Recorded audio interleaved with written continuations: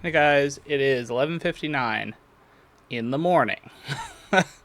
um, and I woke up about an hour and a half ago or something, which is pretty late for me. Uh, I got sucked down a rabbit hole at 12. Uh, so I didn't actually. I was laying in bed, but I didn't actually give it a shot of trying to fall asleep until 1:30 or something. So yeah. Anyway, so I took a shower, thought about what I was going to do for the day. I uploaded.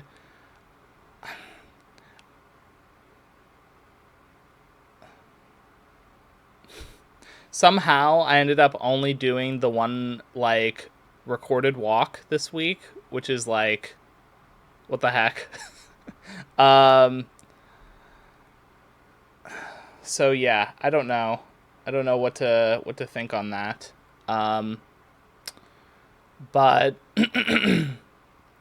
regardless, I uploaded it, and oh, right, because it was really hot, and then I was like, okay, I understand now. Um, I really need to start going down and doing some walks that are on different trails and whatnot that aren't super crazy, but also not the normal trails. So I was thinking about maybe doing that today, and I don't know. We'll have to see how that goes, but I used the so I had gotten a pumice stone or pumice stone, or I don't know. It looks like this stone that has a bunch of holes in it, and so I used that to try and because my feet was having that weird peeling thing happen. So so I ended up scrubbing my feet pretty rough, and I think it's worked. I don't know. It looks better, but I don't. Yeah, we'll have to see. That plus the long socks, um, and the tightening of the shoes. I think that will make the feet better. So yeah, just taking care of the feet, taking care of my body, and what are the plans today? Like I said, I I plan on doing the walk and recording it. I do know of another trail, but it's kind of like asphalt, so it doesn't feel super traily, but maybe I'll go there. It'd be kind of cool to I don't know. There's just something about an actual forest trail that feels nice. Um so I don't know. I'll think of something. Uh but yeah.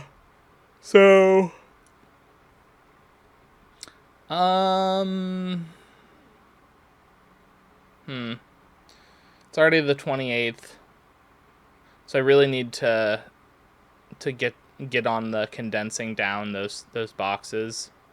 And it's I'm kind of nitpicking at this point on what should be condensed and what shouldn't be, but I think in the long run, the more filters I put on what stuff I'm going to keep, the less I'm going to have to deal with later. Um so yeah, I don't know. I think this is really helping a lot with me learning what it is that actually matters on a deep level and why does it matter. So there are some things that I have where it's like I know why it matters, and I'm kind of like, okay. But yeah. So I don't know. We'll see. Um don't really have too much else to say. I think, in the shower I was thinking about um because there was like a bunch of like Epstein stuff that was showing up on my feed, and I was thinking back to there was a jury duty case that I potentially was going to be a part of that I ended up getting removed from the jury um, during the jury selection, which is fine. But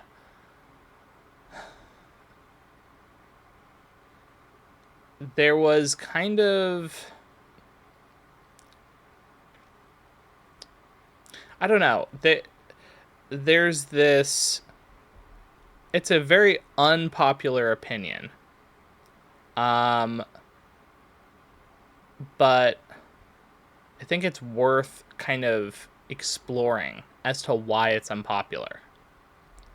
And that opinion is that regardless of what you've done, um, there is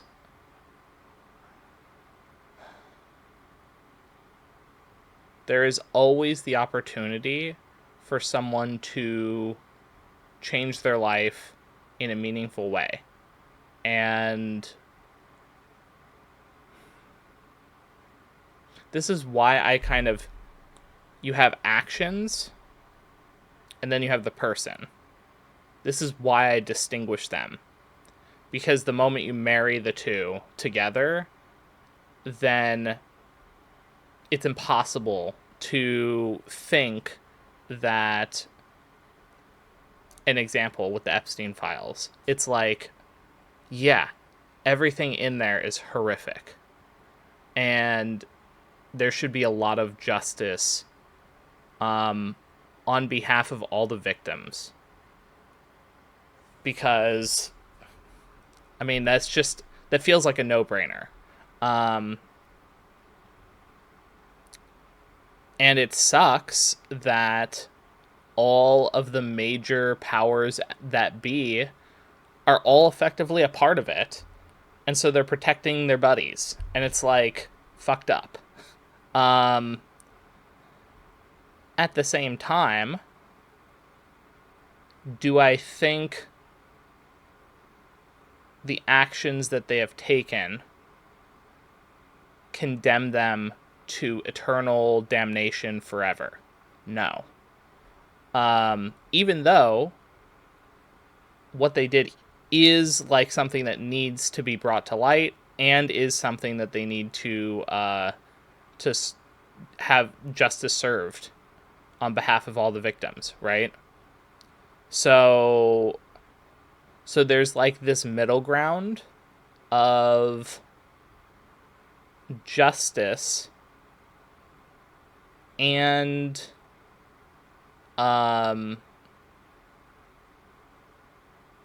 not letting your anger for the situation of what happened stop you from seeing them as people, regardless of what they actually did. Because again, when we start blanket saying this person is not a person anymore because of something they've done, that sets a precedent that anyone who does something that you don't necessarily agree with can become one of these painted kind of villains. And obviously that's an extreme, like, the Epstein files are incredibly extreme, right?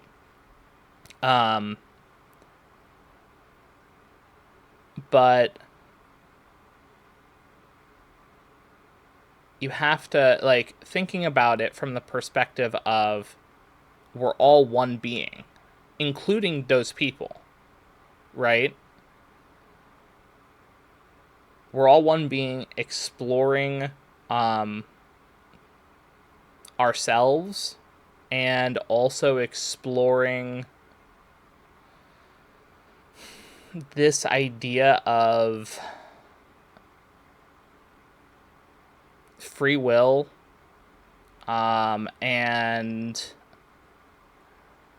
exploring the depths with which we make decisions, why we do what we do, um, and on a deeper spiritual level, kind of growing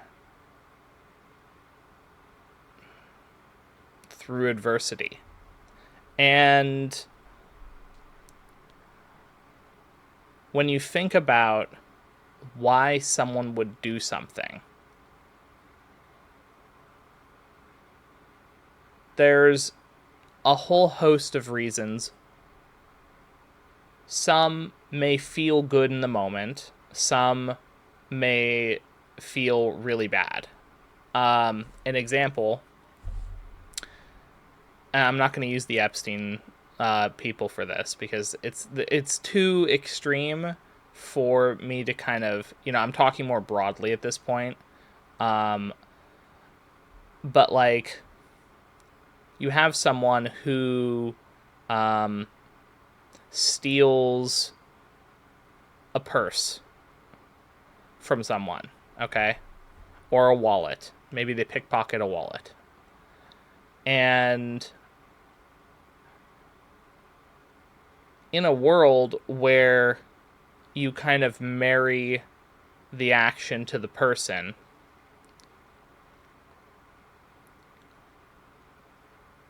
there's kind of two routes you can go. There's the absolutist route of, well, you pickpocketed, so you're bad, and that's it, and you just get cut out and kind of thrown away. And then there's the, yeah, but why did he do what he did? That's what matters. If he did it to feed his family, or she to feed her family, that's different than because the person's greedy. And in that scenario, you get this weird thing where someone can do the same thing as someone else, but their treatment is totally different. And so this is why I think it's important not to marry the two things together. And instead, look at it as, okay, this person did an action in the, in society, we've deemed this action not appropriate or not okay. And we have rules associated with, hey, you pickpocket, that's stealing. Now there is punishment and laws associated with you doing the pickpocketing. Sometimes the laws may seem unfair. Sometimes the laws may seem too lenient. But in both scenarios, there's the action, there's consequences for the action, right? And you can argue about, like, okay, well, what type of punishment is deserved for what type of crime or behavior or whatever, right? But fundamentally, there are consequences for the decisions we make. And it doesn't, like, ultimately, from a societal view, it doesn't really matter why you did what you did. You still did something that goes against the societal expectations. Now, one can also argue that sometimes you need to do something that is against the societal expectations because maybe the system's broken, or because you feel like, so an example, there's I guess last year, some young adults, I don't know, they seemed to be in their 20s and 30s and whatever, went and, during that like hurricane, went on to Epstein's Island to like hang the flag saying like release the files and blah blah blah, all this stuff. um I mean, technically that was against the law, right? They went on private property. They weren't supposed to be there. uh but at the same time, uh morally, I think it could have been very reasonable to do that, because, and I'm not doing my specific morals here. I'm just saying like morally you could argue that this is an okay, or maybe even the right thing to do, because there are powerful people that are protecting each other from the justice that needs to be served, right? So when the justice system isn't working, uh, especially for these like really high level crimes, um, yeah, then like it makes sense that people will take it upon themselves to try and like raise awareness, get people more involved, whatever it is, right? And there are right ways and wrong ways to go about this. But like at the end of the day,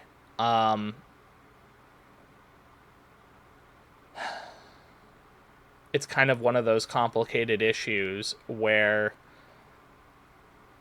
there isn't really a perfect solution to getting this justice for the victims. So, I guess circling back around, um,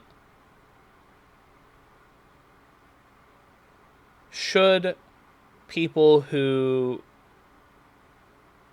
do things, should the actions of someone dictate their entire life? And why do we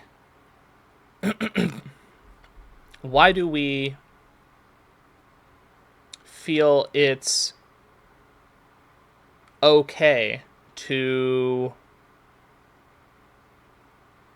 decide that someone who's taken an action is beyond ever redemption, or not even redemption, but like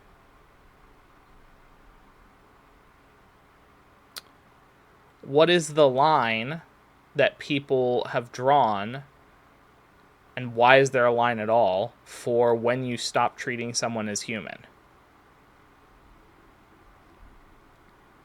Or, in a broader sense, stop treating sentient life as with respect and dignity.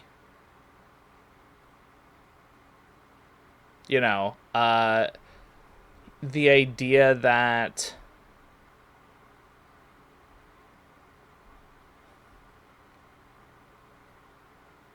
it's okay to do something heinous to someone because they did something heinous first.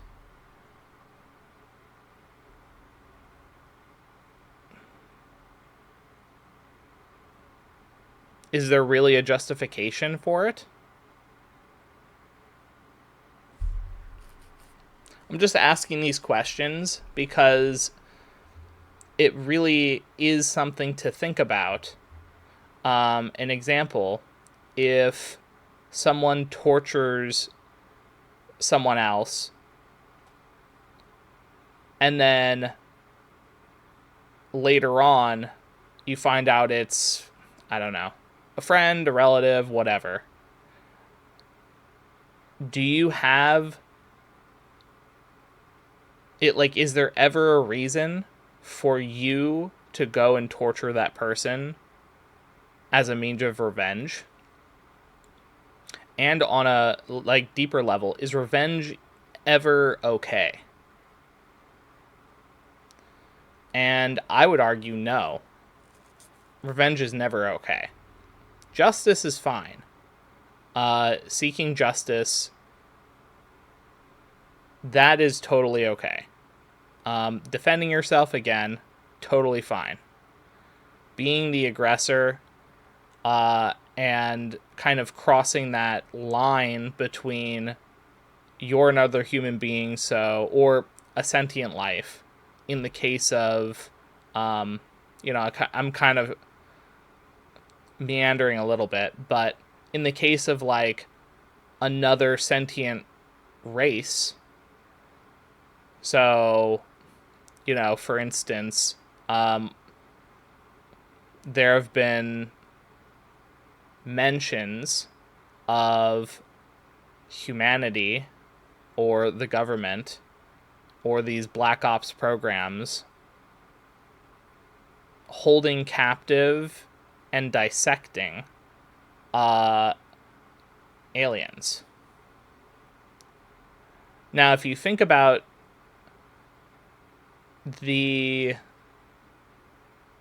anything being sentient at like the bar of like, okay, they understand things at a more fundamental level. So there's a certain level of like autonomy and grace that you should afford these creatures, whatever it is. And then you could also argue that like there's a lot of animals who have like pretty high levels of like understanding. So it's kind of like, where's even the bar on where you stop and draw the line for what is and isn't sentient, and even what is and isn't like worth considering. And this is where it's kind of like you kind of get into a scenario where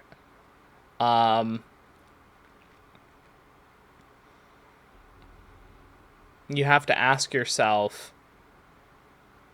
shouldn't you just blanket treat life with a certain level of respect? And once you get there, then you're like, okay, if I'm going to treat all life, or, wherever you land on it, if you treat all life with a certain level of respect, then this also kind of means that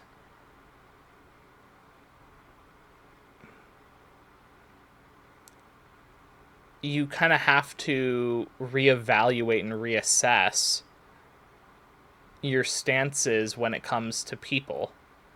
Because if you're going all the way down to like, okay, we need to treat cats with respect. Well, if you're treating a cat with a bunch of like dignity and respect and like being kind, why are you not doing that same level of care to a person? Shouldn't it be that people should get a certain level of respect too?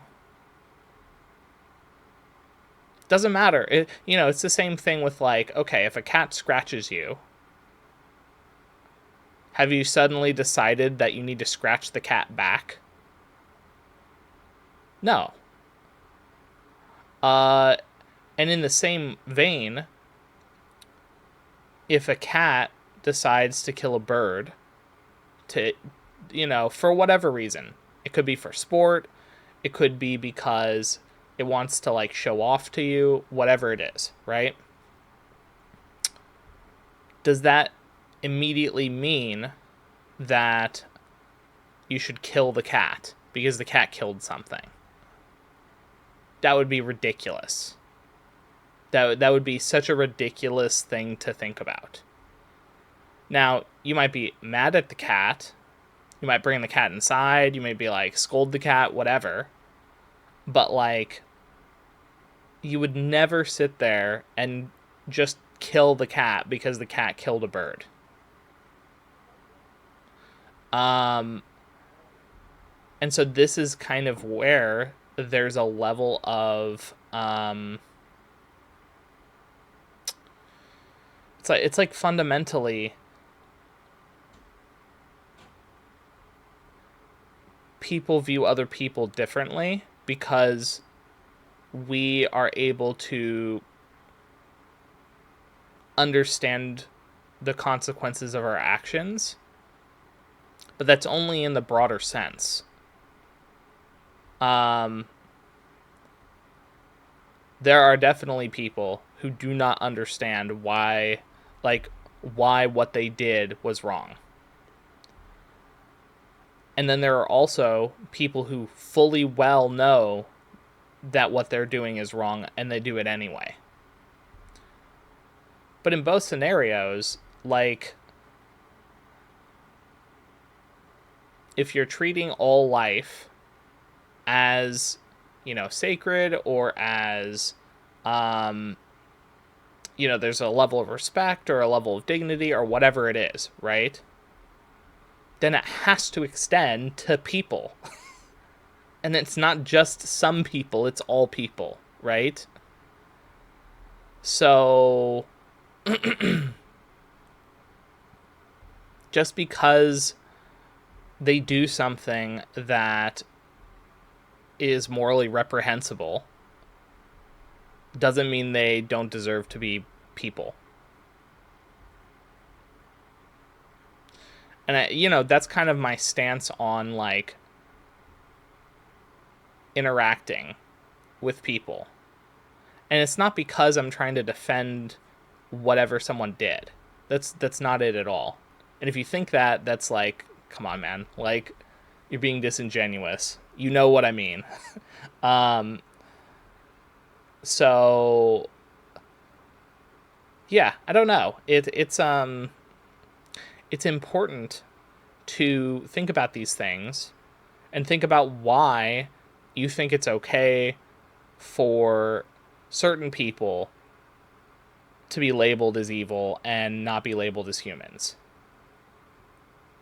Because the moment you start thinking about it, you realize the logic totally falls apart.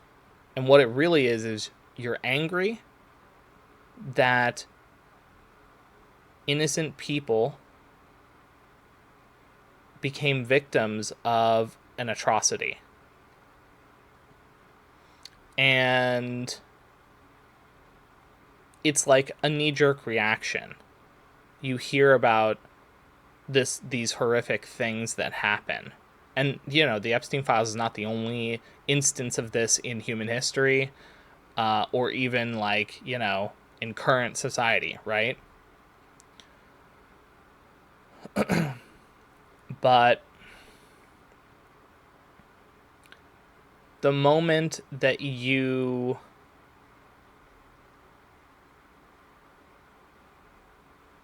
stop treating people as people, or stop treating life as sacred, yes, the victims' lives were/are, depending on if they're alive, sacred. Just as the perpetrators. Does that mean the perpetrators can just walk away scot-free from everything? No, of course not, right? There needs to be justice.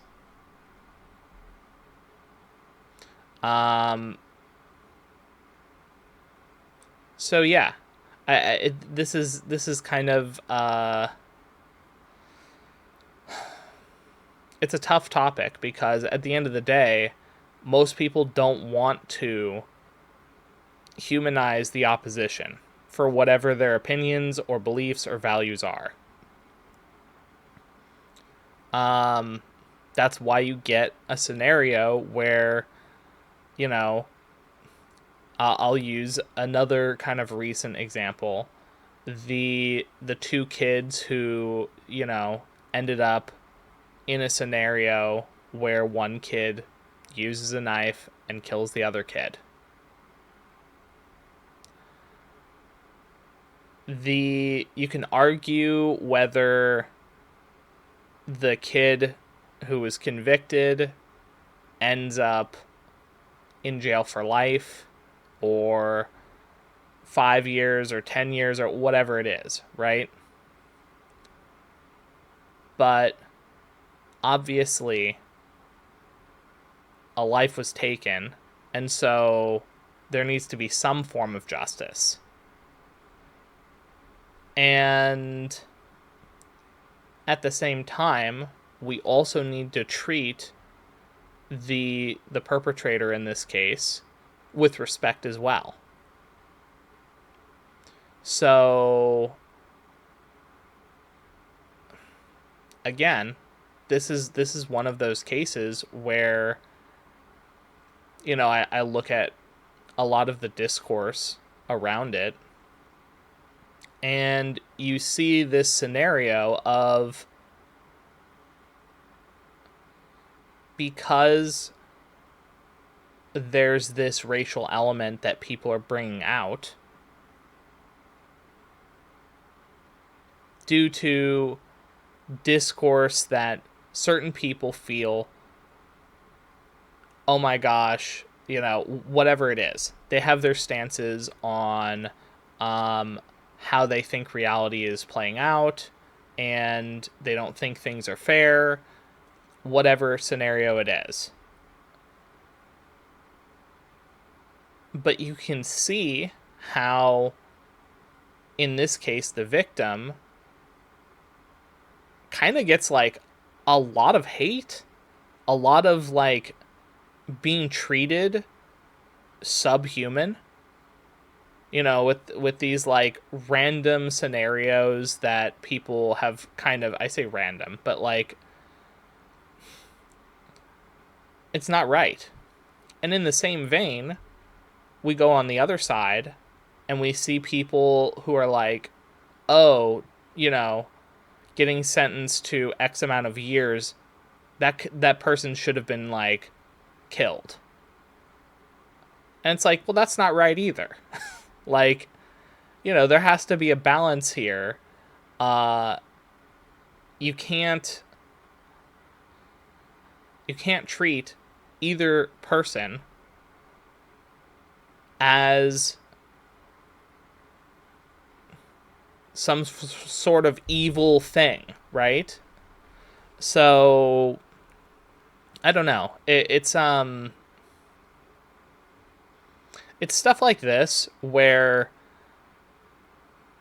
when you're so entrenched into your own ideology that you start painting people that oppose your ideology as evil, and you don't give them respect that life deserves, that's when you really need to assess yourself and be like, okay, something has gone wrong here, that I would think it's okay to treat some life as garbage, trash that needs to be removed.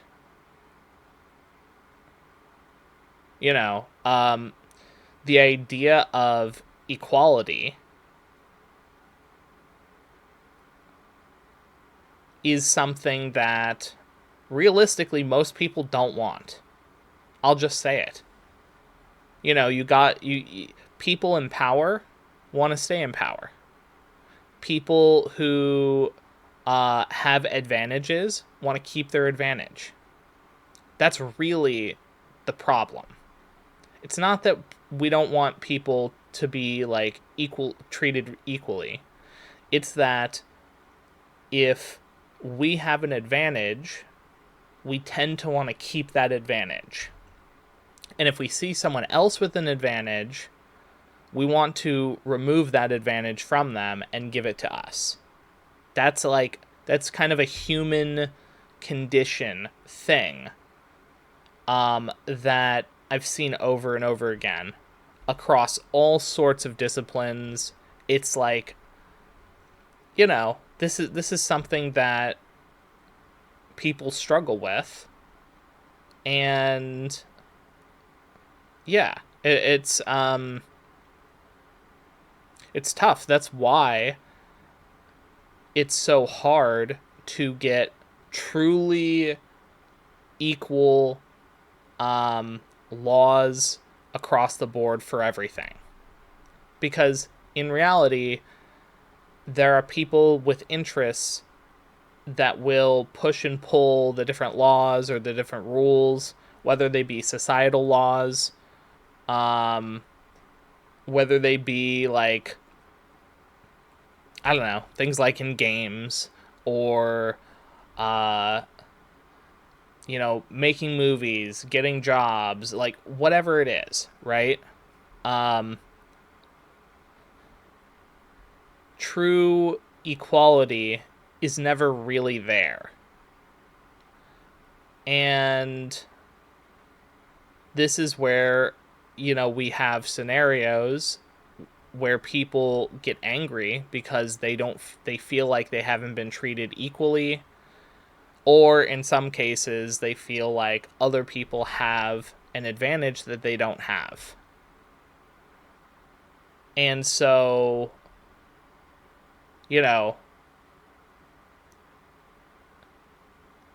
equality sounds nice to a lot of people, but when you realize, okay, well, if we're gonna do full equality across the board for everyone, there's a lot that you take for granted, whoever it is, right? That isn't equal. And you're probably not going to be happy with the fact that if everyone is truly equal across the board and has a complete, like, starting line that's all the same, you come into a scenario where people are just going to be unhappy. And they're going to try and create advantages for themselves. Now, you can also get into a situation where eventually you hash out a set of like semi-reasonable laws, semi-reasonable rules of engagement, whatever it is, right? Could be like an example. I love using video games as an example for this because it's like in World of Warcraft, WoW had at the start of the game very distinct classes. And these classes were unfair. They just were. Some classes had really good mobility, some classes had really good like crowd control. Some classes were really good at certain things and got countered by other things. And so it's kind of like in an unfair set of classes, the game was interesting and intricate. And as Blizzard tried to equalize the classes to make them all the same, you got a scenario where several expansions down the line, they all felt very samey, like with just different skins. Like, they're not all the same spells, but they all kind of did the same thing. You play DPS and it's like you're pressing a different button, but it does the same thing. Uh, and then, you know, 10 different people have the buff so you don't really need to be there. Like, there's no reason for you to exist there because everything is equal, and so you can take any number of classes and it's all effectively the same and it doesn't matter. And so when you have a scenario like that, where everything truly is kind of foundationally about the same, um, number one, people feel bored in a game like that. And number two, the whole point of picking a specific class is to have some sort of advantage that class affords you. And so, bringing that back to reality, the reason that people don't truly want equality is because they want advantages. And it's like, oh, I want my group to have an advantage. Whatever it is, right?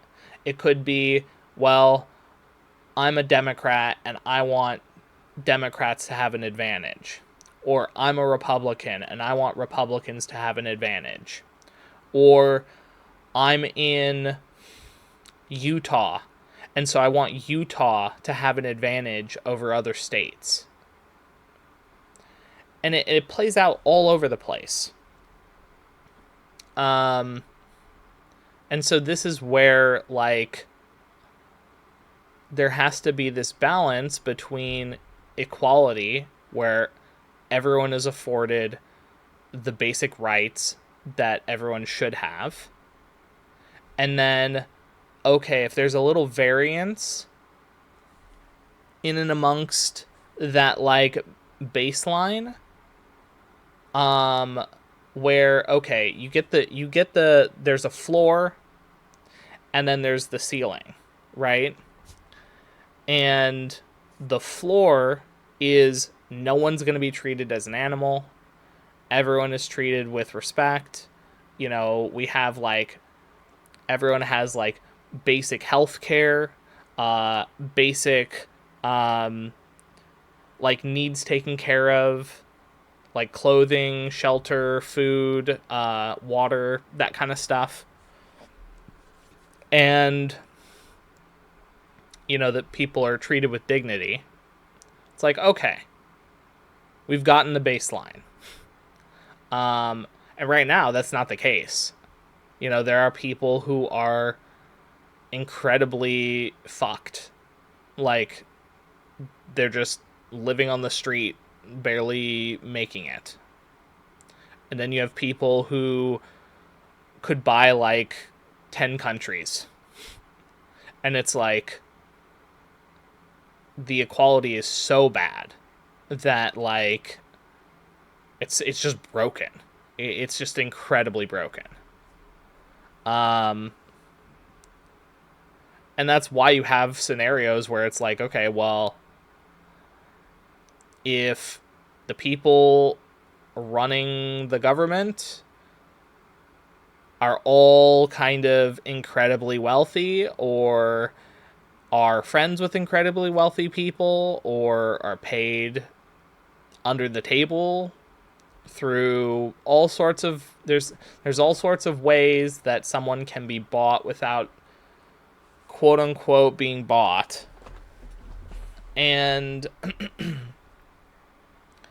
so we've kind of gone too far on the inequality, to where people have so much advantage that, like, it's impossible for anyone else to get to that point. An example, if you have a family who owns a quarter of the nation, then even if there are systems in place to be able to try and climb your way up the ladder, the top rungs or even half of the rungs are cut off because guess what? It's not even possible to climb those now. And so this is really like the actual deep issue here is it's not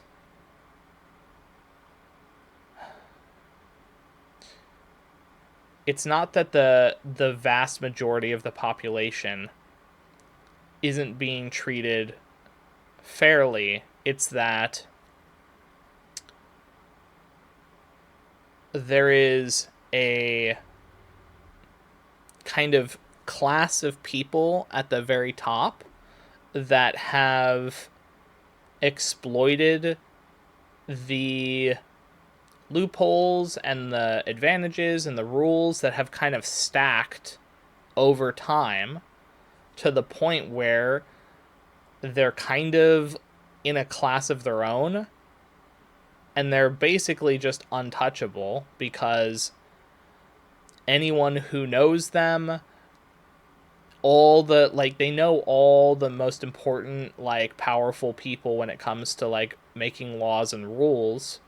And so, of course, if the laws and rules can be changed, which they can, then they're obviously going to try and persuade the people through all sorts of different means to make those laws beneficial for them even more, giving them more advantages. And yeah, so it's like, of course, that's why you have so many people who are frustrated with the current societal thing. It's not about whether someone can make a bunch of money or not. It's about why is it that we got, millions of people homeless on the one side, and then we have people who own fucking half of the country. It's like that the inequality there is so great that it's like mind-blowing.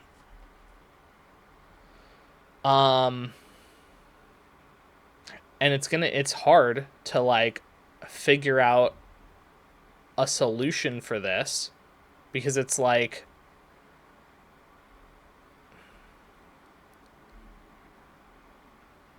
individually each step that was taken is like, okay, well, I guess that's kind of reasonable, even though it's a little bit like advantageous or there are loopholes or whatever. But when they all compound together, that's where the problem shows up. It's not the one step, it's the fact that 1 to 1,000 steps were all compounded that made the inequality so vast. So, yeah, I don't know. I don't know what solution there really is for something like this. Because, yeah, it's like, obviously the people in power don't want to give up their power. It's like super obvious, right? If you have $10, you don't want to give away your $10. If you own a house and then someone says, "Well, we've decided that it's not fair for you to own the house, so we're actually going to divide it up to for 10 people." It's like, well, that wouldn't be fair for you, right? But at the same time, if you own 1,000,000 houses, it's like, okay, well, like, there's something wrong there, right?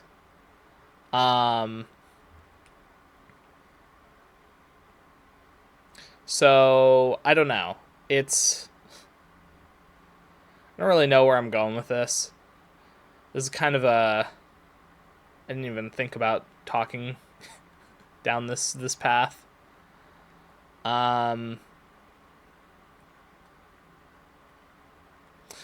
again, it's hard because realistically, the fair thing would be, like, if we're talking about true fairness, the fair thing would be to kind of zero out everyone and then give them a baseline of stuff and then go from there. And kind of anything above the baseline is kind of, I don't know, with the advent of AI and robots and whatnot, like having a society that isn't based on inequality and is based more on,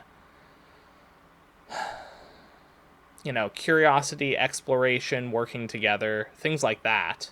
Um, Instead of pitting like each other, like fighting each other for resources, working together, like that would be a way more ideal society. Um, but I don't know how you are going to be able to enforce that or make something like that happen when all the people who have all the like power don't want to do that.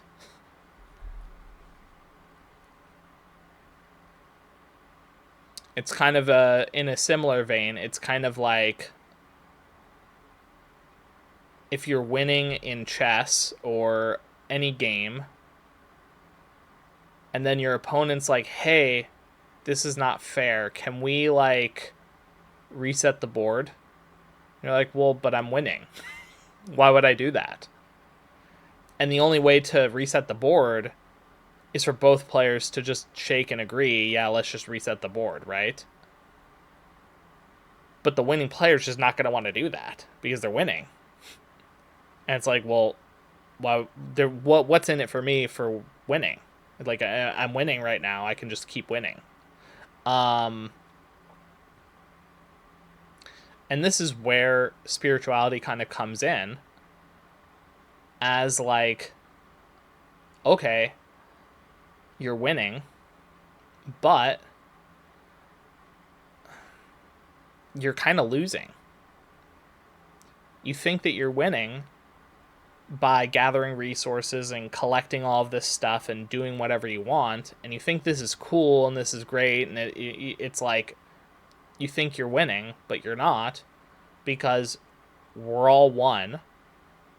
And being that we're all one, and I say we're all one, but if you haven't felt and experienced that on a spiritual level, then it doesn't matter what I say, right?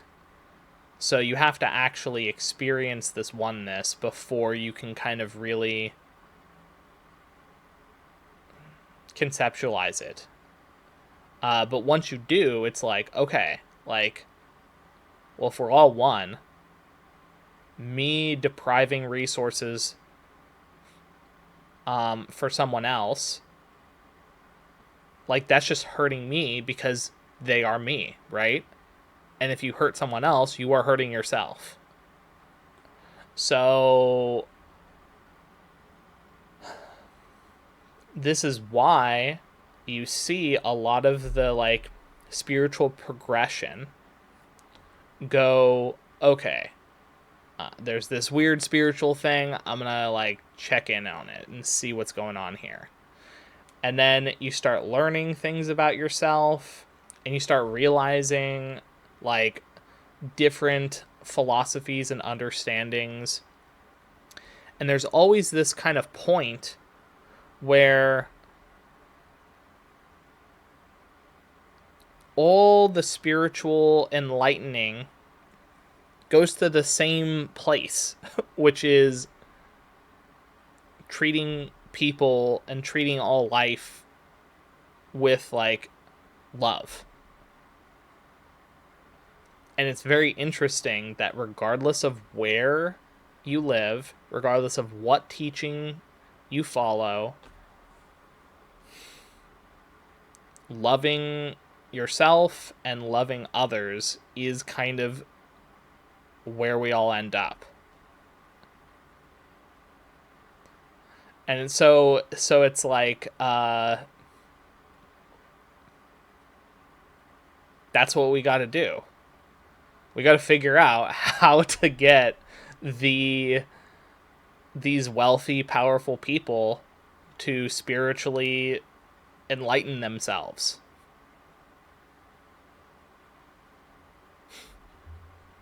There you go. Boom. Answer. You get them to spiritually enlighten themselves, they'll naturally realize what they're doing. And they'll understand what they can do to change things.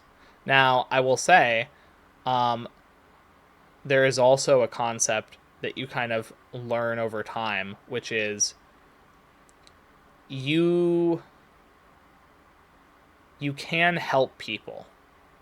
And I think it's important to help people. But you can't help every single person. And the help that you do give, you have to be careful about what kind of help you give. Because we're all on our spiritual journeys.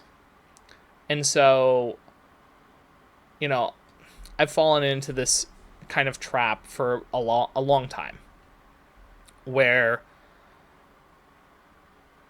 I will just, like, in the past, give my help and try to, like, explain things and help people understand, and, like, it very much was, I was over giving in order to try and help people. And I wasn't really taking care of myself. And yeah, it was an imbalance. And so you realize over time that there is a balance between helping people, helping yourself, and then not ruining someone's journey by trying to overhelp. So an example, if I was to suddenly win the lottery tomorrow and I have, infinite money,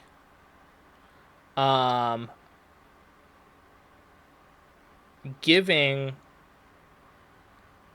all, like, anyone I run into, $1 billion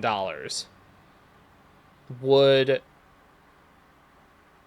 from one perspective, it's like, oh yeah, but that's great, because then, like, all their problems get fixed. And it's like, no, like, that's not, you doing that actually, like, harms their growth potential in this life. Now, what you can do instead, so, there's the one scenario where you just give everyone $1 billion, right? There's another scenario where you actively you make systems in place to help less fortunate people. Maybe you, like, clean up the environment, you build, like, better public transportation. There's all sorts of things that you can do for people that won't ruin their growth throughout their life, but that also impacts them on a very important, deep way. An example is, like, the train system in New York. The subway system is so good. And it impacts everyone in that city. It makes it incredibly easy to go around and do things. And is it perfect? No, of course not. But it's damn good. Now imagine a scenario where the entire country has a train system like that. That's something that would, like drastically change. Now, obviously, depending on where you're at, uh, you can't necessarily have that intricate a train system, um, because it's not necessary. But the general idea is the same, where it's like building public infrastructure such that it impacts everyone's life in a meaningful way is kind of the way forward for these people who have all of this. I hesitate to say excess, because it's like it goes beyond just excess, right? When you have someone who has like a million homes, at this point it's like, is this excess or is this like something more? So, you know, an example with the person who has a million homes, they could give the homes to people, and yeah, that would kind of impact people, and that would be good in a certain sense. Or they could create like public housing to where maybe instead these are houses dedicated, they dedicate like, a good portion of their houses to, safe places for people who are struggling, or maybe they don't have a job or whatever it is. And it's kind of a public resource that can be used to help people. That would do a lot of good, and it wouldn't directly impact the journey that people are going on, right? Like it would, but it would be different in scope. So yeah, it's things like this where doing more like public services to help a broad range of people in smaller ways, as opposed to going to one person, giving them $1 billion and feeling like, oh yeah, pat on the back. So that's kind of like how I'm kind of envisioning the future that I would love to live in, is one where everyone is working on public services to make life better for everyone. Yeah. And that could be all sorts of ways. It could be something as simple as like, just maybe you're really good at making video games and you just want to make a really cool game. And so you get funding to do that game. And then boom, now there's a really cool game out there that people love playing. Right? Doesn't have to be super grand. But it could be. So for a lot of the people who have effectively earned their fortunes off of the backs of society and people, I think they should be doing more, because they have the ability to do more. So they should be doing more. They have a responsibility. And we could try and do all of the like specifics on, oh, well, I use compound interest and I invested and that's why I got my money. It has nothing to do with other people. And it's like, fuck off. Like the idea that people generated wealth without other people is bullshit. Every single person is generating wealth by just us existing and doing things in like different jobs or whatever. And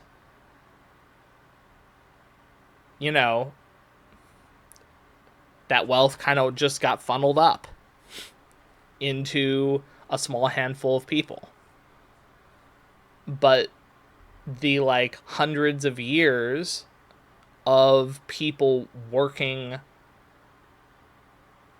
in order to make, the transit systems or all of the public stuff that exists and the private stuff, right?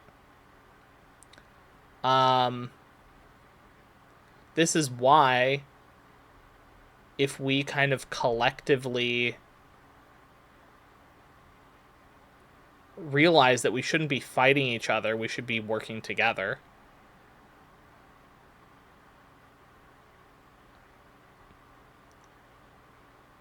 All of society will improve.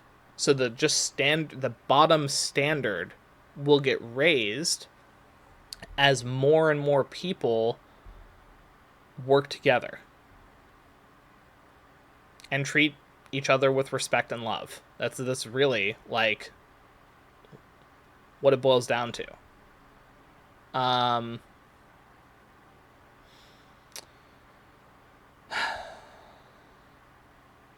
Yeah, I don't know. It's if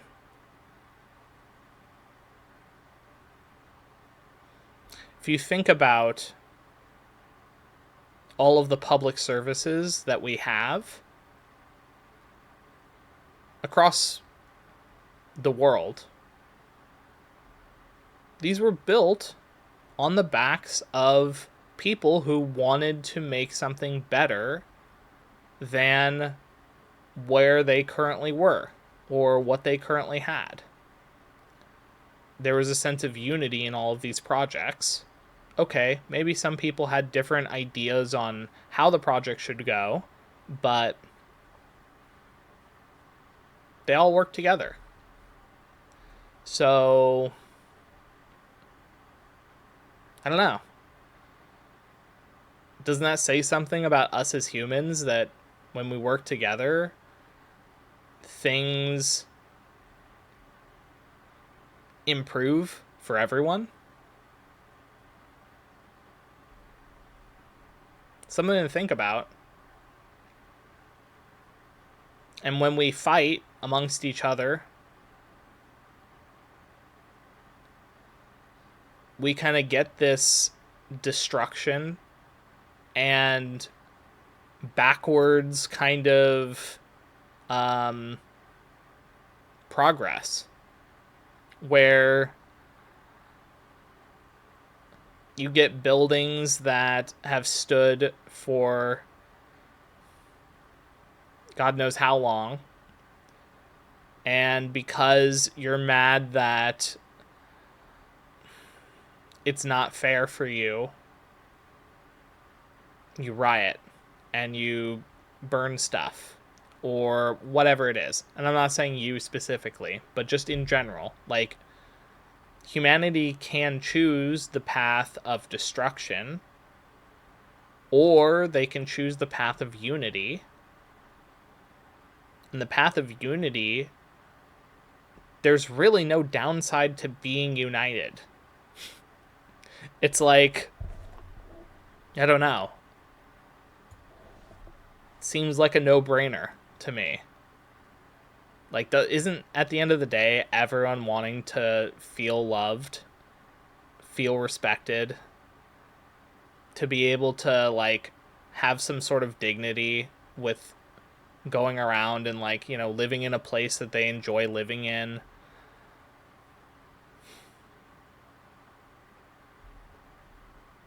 That's the kind of world that we can have.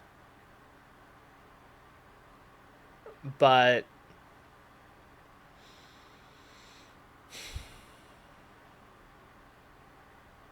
I think everyone needs to kind of understand that in order to make that happen,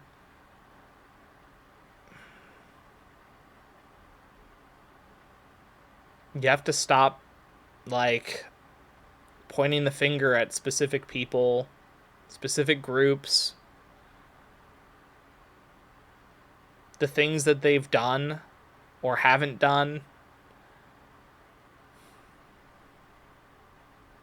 It matters, but does it matter more than having a world where we can all be united.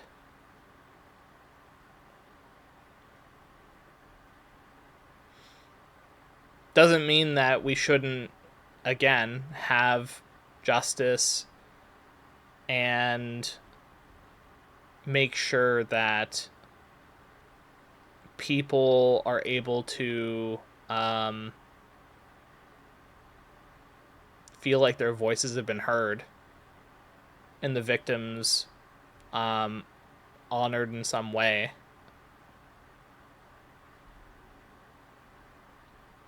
And taken care of. But, you know, if we keep perpetuating this cycle of hatred and frustration and anger,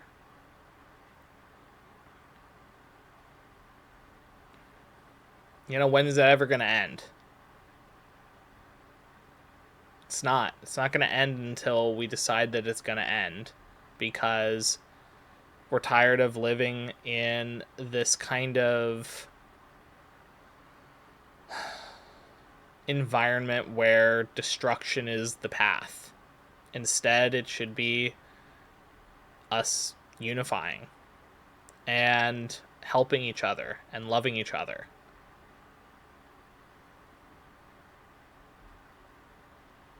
I don't know.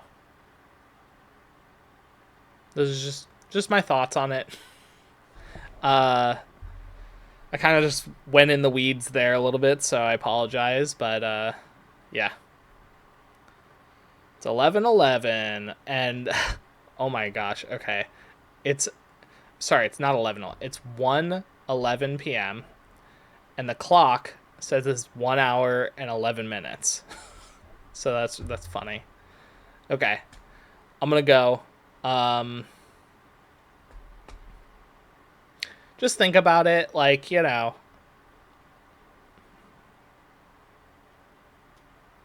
tell me why the unity shouldn't be the way forward. I'm curious to know why, because I can't think of a good reason why we shouldn't be loving each other and being united. Okay, bye. Hello. It's like 5 or 5:30. I played a few games, worked on some of my, what's it called? I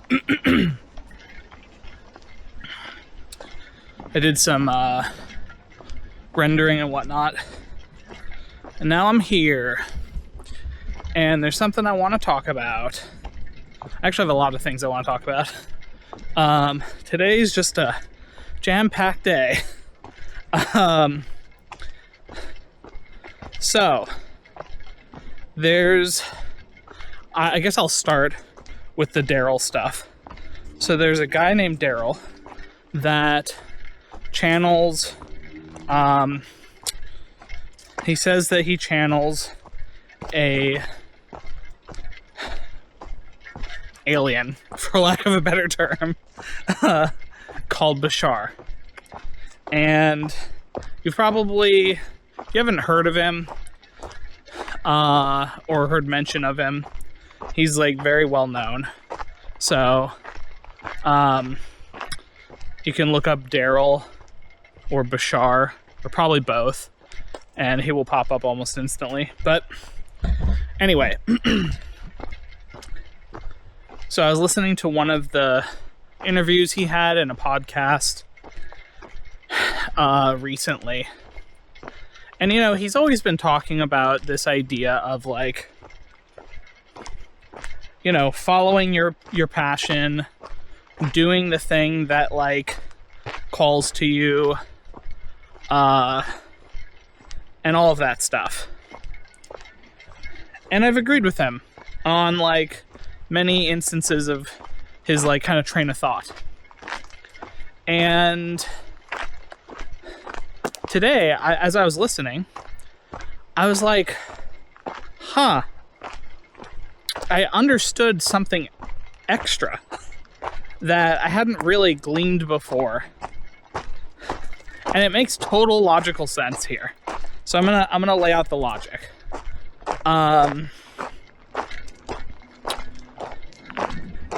He claims, and I kind of believe this, but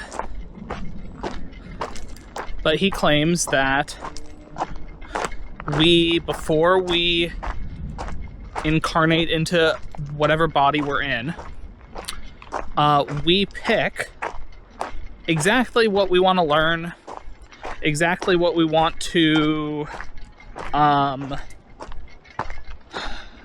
just like experience.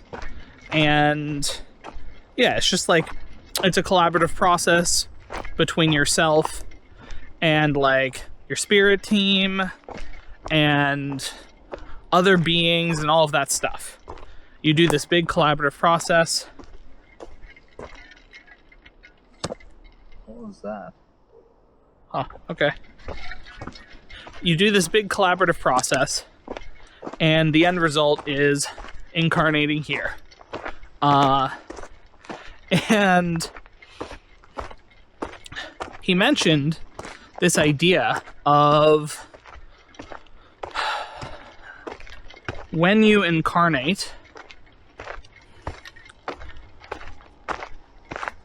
you are kind of given all the tools to fulfill your tasks that you want to do.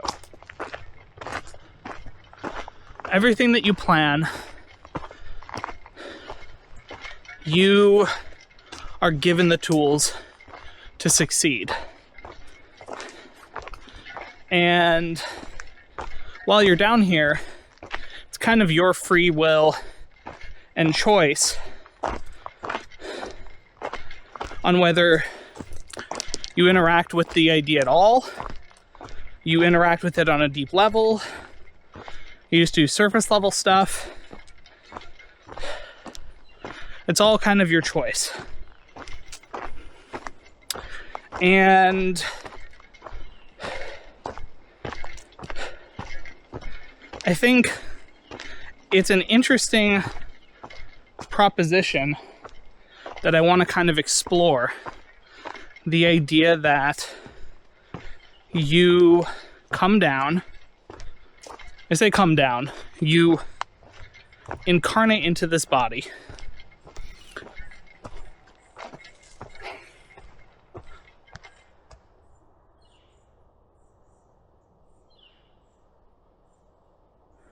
Sorry, I just heard a bunch of stuff. So you incarnate into this body, and you, I don't know, you basically, you're given the tools. Now, from a video game logic perspective, if you are playing a video game and you have a very specific build you want to try in order for whatever experience, right? You have a plan. I'll use Path of Exile as an example because it's such a customizable game where there are tons and tons of builds. And so you basically sit down and you either look for a build, you find a build, maybe it's a build guide, whatever. And you follow it and you build your character. And that includes your starting loadout. Now in this case, it's just the basic character, you know, where you start on the tree, in the Path of Exile tree. But this is an important starting point that you have to kind of figure out. And it would make no sense for you to pick a tree where your starting node is in a wrong spot. Like, let's say you're trying to build a build that's focused on melee damage, and all of the nodes around the barbarian or the whatever, you know, whatever warrior, I can't remember what the fucking classes are, but anyway, my point is, you wouldn't pick the wrong build to start with. And I think this is the same when it comes to us incarnating. Where would it make more sense that before you were born, you picked out, maybe you had a character creation screen or something, and you're like, okay, I want to learn about nature. And if your goal is learning about nature in a deep way, does it make sense for you to incarnate in a place full of nature, or in a place full of desert? Which place do you think would make more sense if you want to learn about nature? Probably a forest. And I say probably because, who knows, maybe exploring the desert is part of nature you want to explore, right? But if your goal is going and exploring nature, then it would make no sense to effectively spawn inside a city. Because it's like, okay, well, that's counterintuitive to my idea. And in that similar vein, if you think about it in terms of a character creation, where you'd pick the most advantageous starting point for yourself, then unless you're fucking trolling, which if you're trolling, right? It's just like, you know, we can't assume that everyone is trolling when they make their character, right? Because that would be chaos, and there's no point in trying to rationalize that kind of stuff. So assuming that you do pick the best kind of tools for the job, for whatever it is that you want to learn in this life, then this idea, and Daryl kind of mentions this later, but there's this idea that in manifestation, like the laws of manifestation and blah blah blah, whatever, it's always taught like, well, you manifest what frequency you're kind of at. While that's true, what was that? Sounded like a gun? Like a gunshot?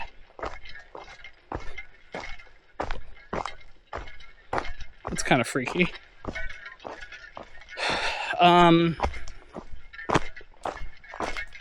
So if you manifest what your frequency is at, which it is, that is in fact how it happens.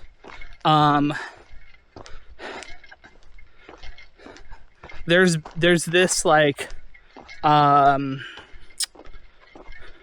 inherited way of thinking of, well, if I want to be a certain way, then I kind of have to force the manifestations to go that way.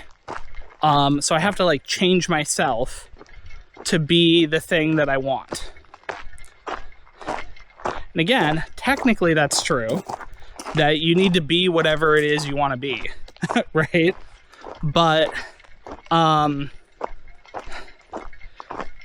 there's this disconnect where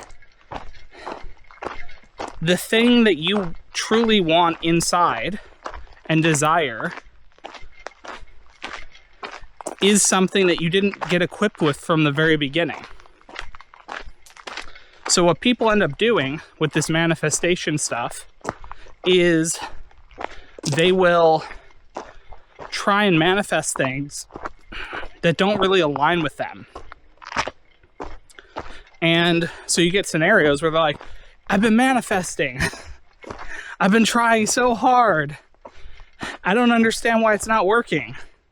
You know, I've literally done this in the past, so you've seen me. And, you know, at least for me and what I've seen across the board, the answer always is just being yourself. It has nothing to do with trying to be your next door neighbor or someone you saw on TV or whatever. It's being you. And when you're yourself, those things that you truly desire will show up for you. And they may not show up in the right, I say the right way, in the way that you were thinking they'd show up, but they will show up. And so this is where he mentions the idea, and I've said this before, but like, you need to get out of your own way because you're already equipped with everything.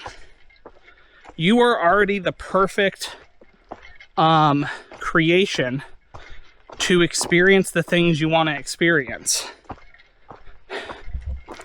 And so being yourself, that unique you,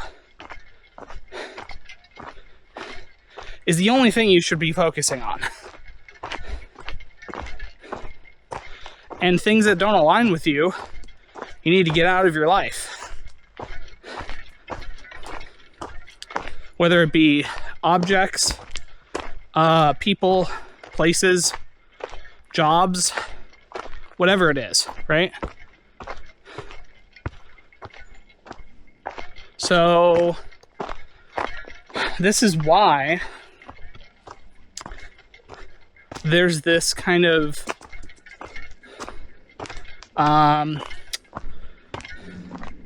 for lack of a better term,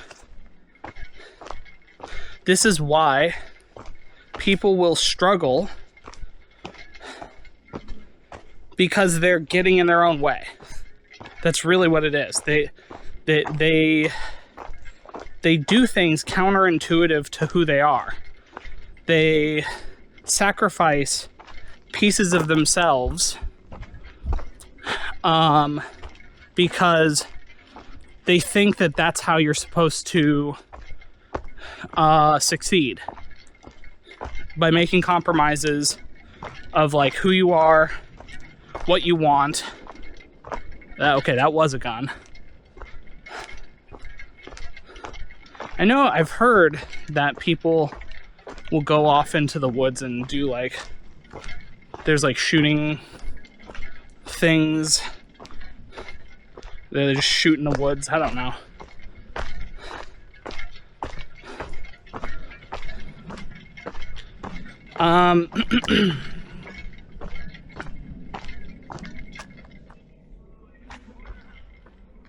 Oh, there's a guy running.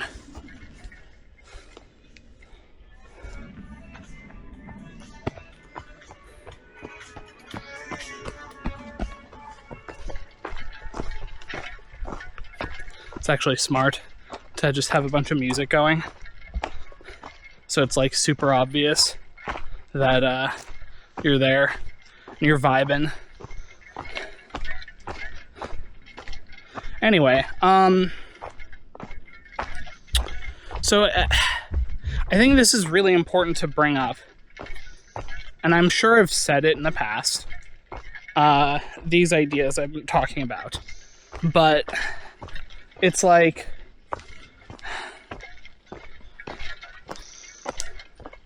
you gotta just be yourself. And the consequences for being yourself is you being happier. And anyone who was attracted to a false version of yourself because you had a mask on or whatever, they'll just kind of naturally fall away. And the people who you actually are interested in like interacting with because they fit you, they'll show up in your life in one way or another. It's the idea of like, if you love playing Yu-Gi-Oh, but you only go to Magic card events because you think, oh, well, I'm supposed to meet friends and make friends, so I should play Magic. But you really love Yu-Gi-Oh. Why the fuck are you playing Magic?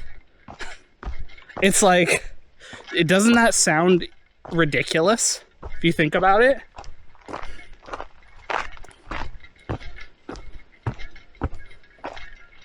But of course, that sounds ridiculous. But the moment we start applying that to our own life, suddenly it's like, whoa, whoa, whoa, wait a minute.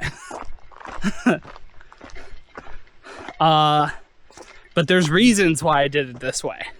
It's like, yeah, sure, there are reasons why the Yu-Gi-Oh player started playing Magic. Doesn't mean that he shouldn't just keep playing Magic. It means that he should really think about, does he really want to continue playing Magic when he can just go and play Yu-Gi-Oh instead? And sure, maybe he's made some Magic friends, but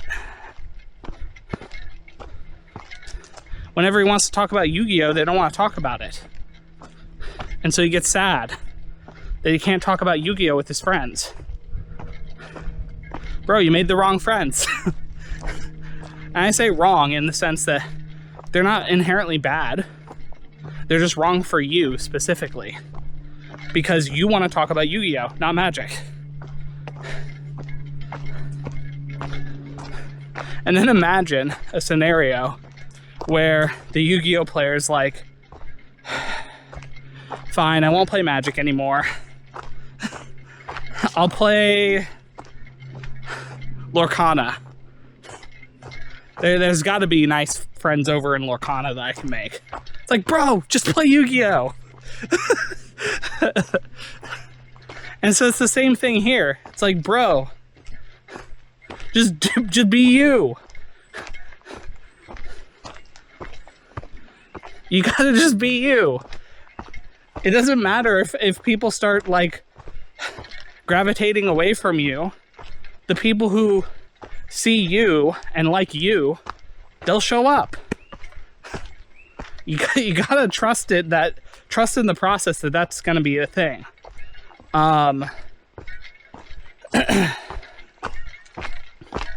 So yeah, you know, and again, it's the same thing with dating. It's the same thing with like anything in life. If you're being yourself, then everything else will kind of slot its way in.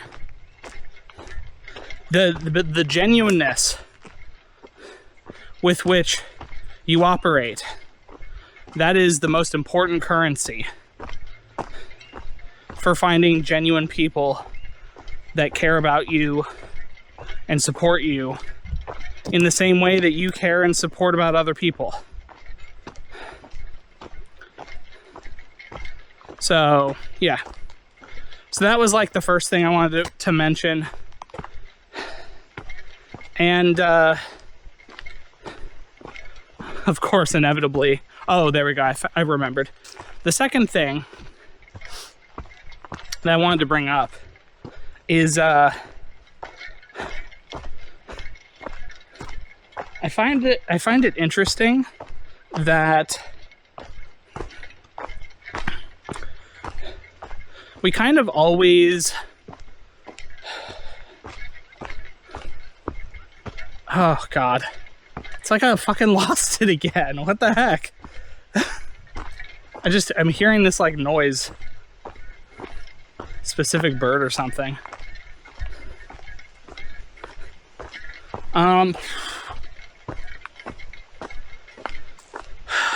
Fuck. What was it? Okay. So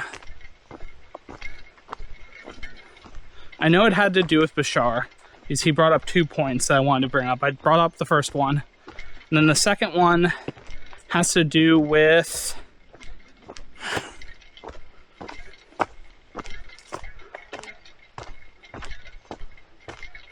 fuck. Oh my god. It's like, how did that just get away from me?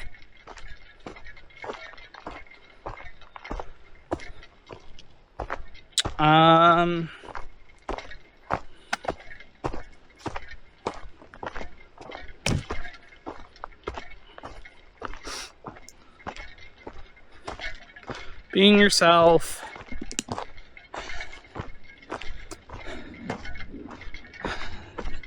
Law of attraction.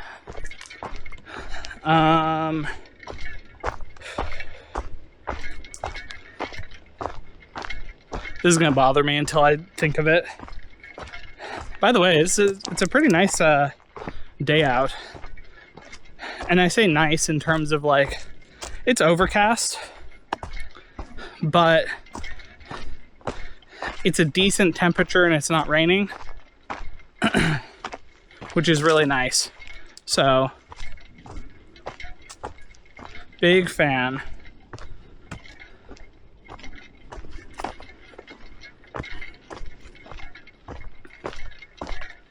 Fuck, man. In the car, I was like, I'm gonna totally forget to mention this.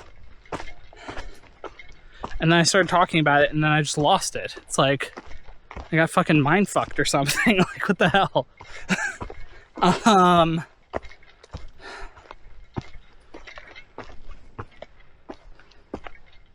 Oh, right.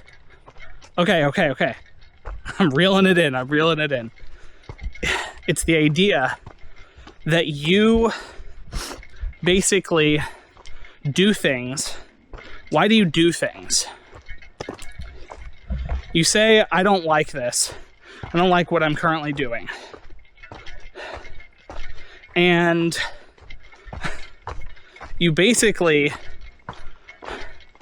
there has to be a reason why you're doing what you're doing, because in your head, you have decided, subconsciously or whatever, god damn, it's dark. Subconsciously, you have decided that basically doing the thing that you feel you should be doing is worse than doing the thing you want to be doing.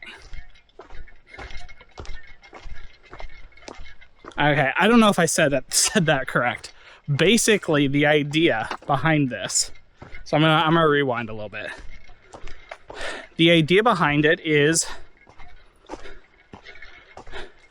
the benefit for you and the observed outcome for you on an action you take. You always take the one that you perceive to be the best action. And what that means is, and this is without fail, you always take the best action. It doesn't matter what you're doing in life. When you make decisions, you pick the best outcome. Or at least the one that you perceive to be the best outcome. Now, what this means is if there's an action you're doing that you do not like, And you're like, fuck, man, I did this action again, and I wish I didn't do it. And you're fighting yourself on it. You have to ask yourself why you're doing the action instead of whatever other action it is. So I'm very abstract right now, but I'll dial it in on specifics here. So I'll use me going on my computer. That is a consistent problem I have, right? Or at least my perceived problem. I perceive it to be a problem. Therefore, to me, it is a problem, right?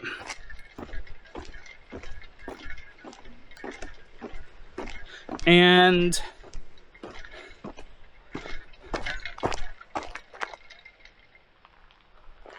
so why is going on the computer a problem? Well, when I go on the computer, I tend not to be productive throughout the day because I like watching YouTube videos, or I like watching Twitch streams, or I like reading my book. And so those actions to me are enjoyable in the short term. And then later, I'm like, man, I did nothing throughout the whole day. I feel shitty. I'm depressed because I'm stuck where I'm at.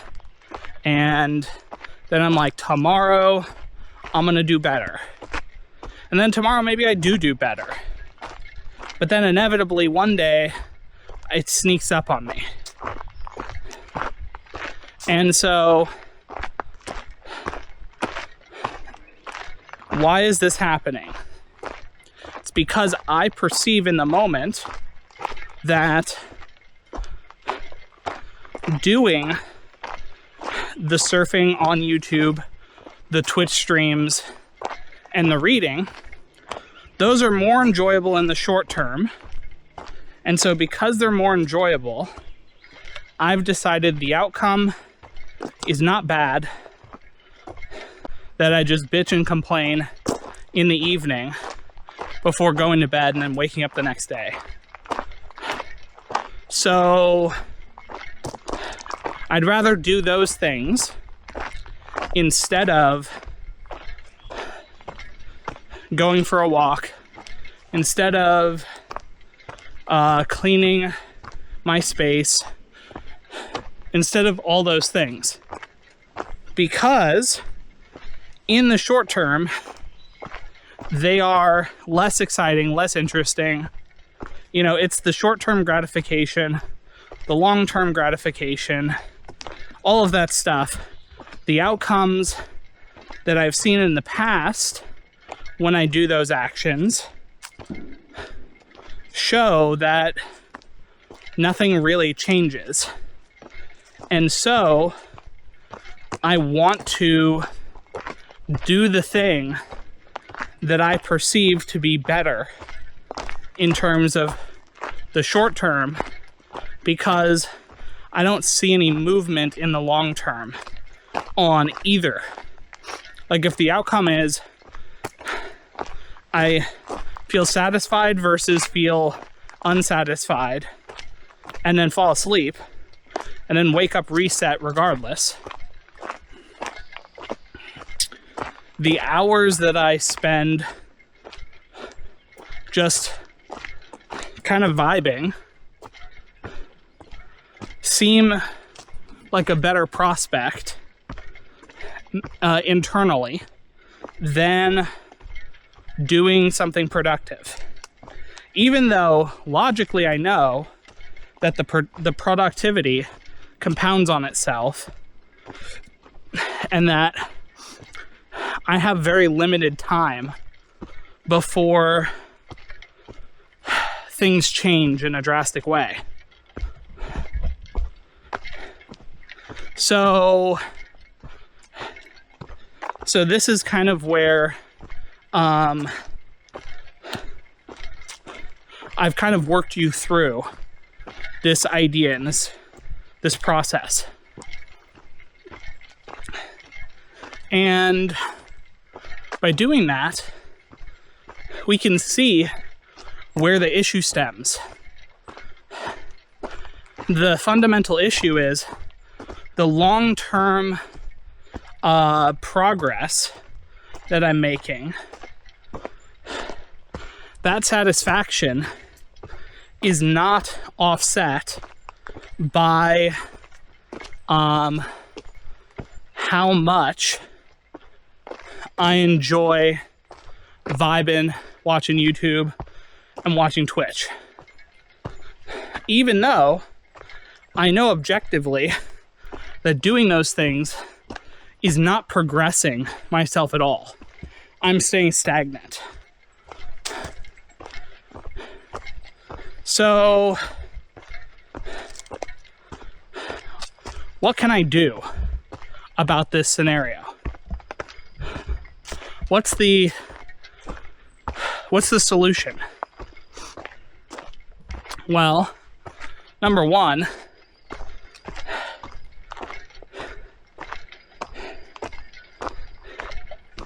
I need to change the formula in some way so that the things I want to be working on weigh themselves out better. That's number one. Number two, internally, there is a part of me that realizes I do need rest in between the days that I do a lot of activity. So in a certain sense, I am doing, quote unquote, what I should be doing. But my mind doesn't feel like it's good enough. And so because my mind doesn't feel like it's good enough, we get into a scenario where I have the self-judgment at the end of the day.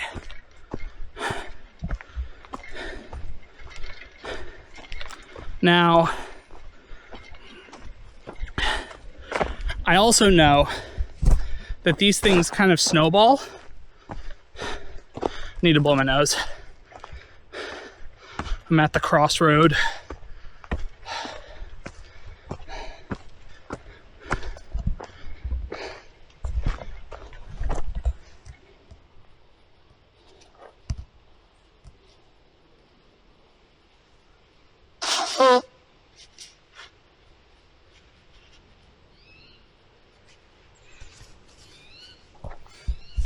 Hi, little guy.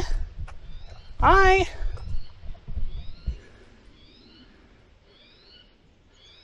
Damn, he's just squawking.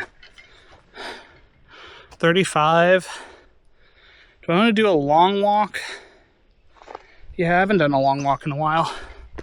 Let's go up the hill. But so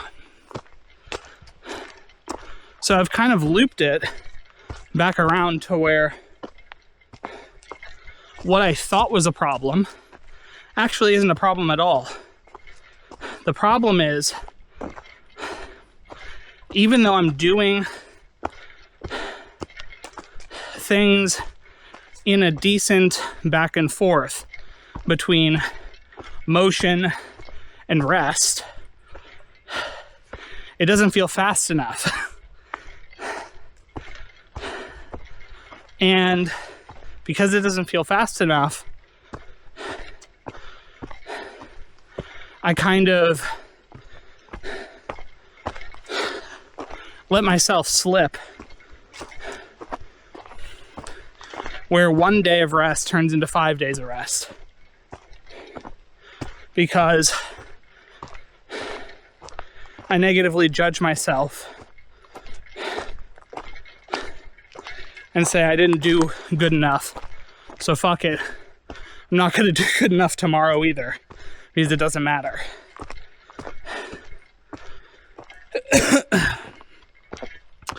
So, the trap really is,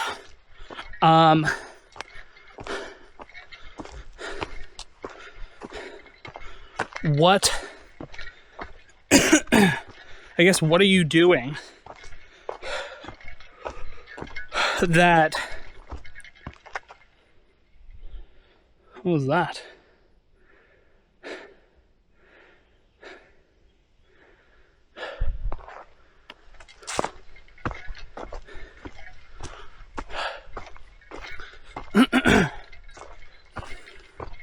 Anyway, the point is, you basically have to figure out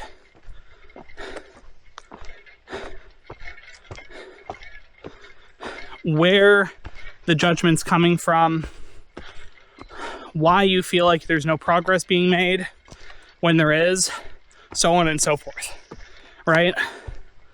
So in my case, the progress being made feels slow. Why? Why does it feel slow? Well,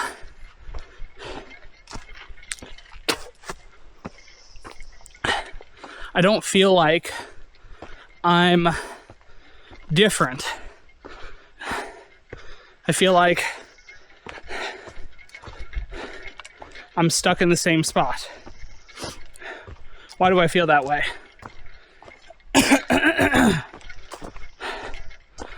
I feel that way because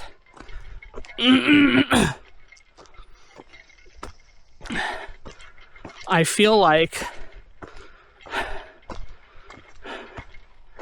I want to be going out and exploring and doing stuff,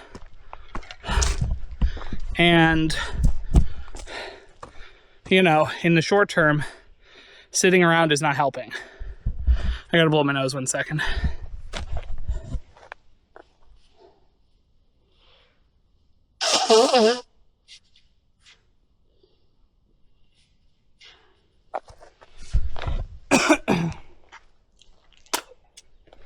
Okay. So, so I've kind of acknowledged that there is some dissatisfaction on the day-to-day. Well, if I'm dissatisfied, why am I doing it? Because again, there is a part of me that is satisfied. It's just the long-term growth-oriented side of me that is like, where's the growth? Feels like I'm looping. Feels like I'm doing the same things I was doing. And objectively, I know that's not the case. But subjectively, that doesn't matter. You know, the idea of like, where are the people that I'm supposed to be interacting with? And the answer is, well, it's not July yet. And also,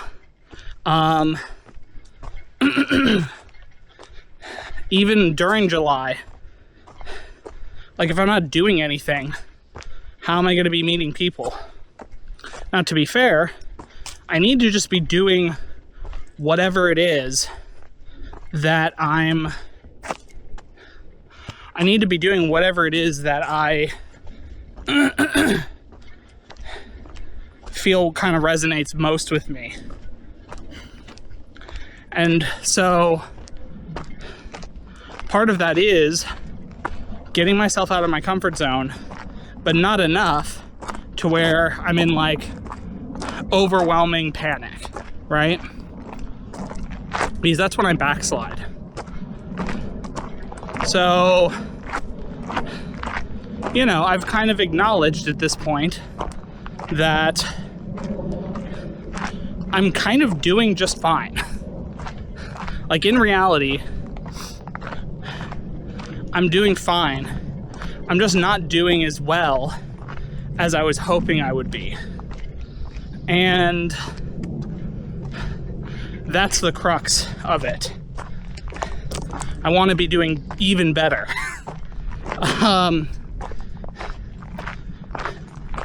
And yeah, I can push myself to try and do even better, but that also could have the opposite effect where I need more rest, and then maybe I hurt myself, so on and so forth, right? So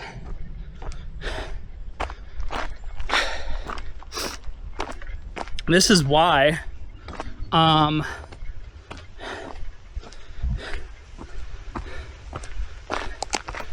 when you kind of do the deep dive like this,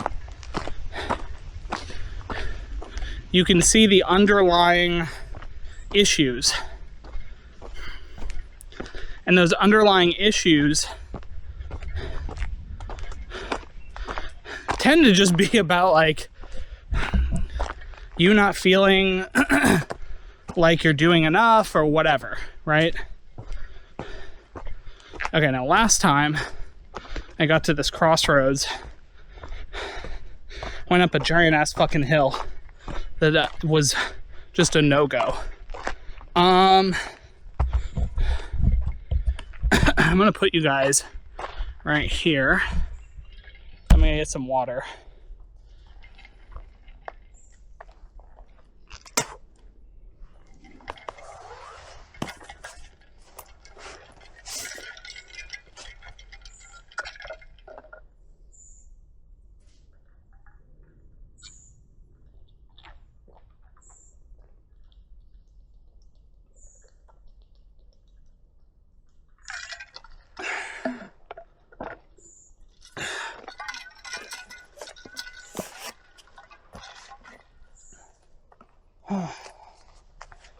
Okay. Fucking bugs. I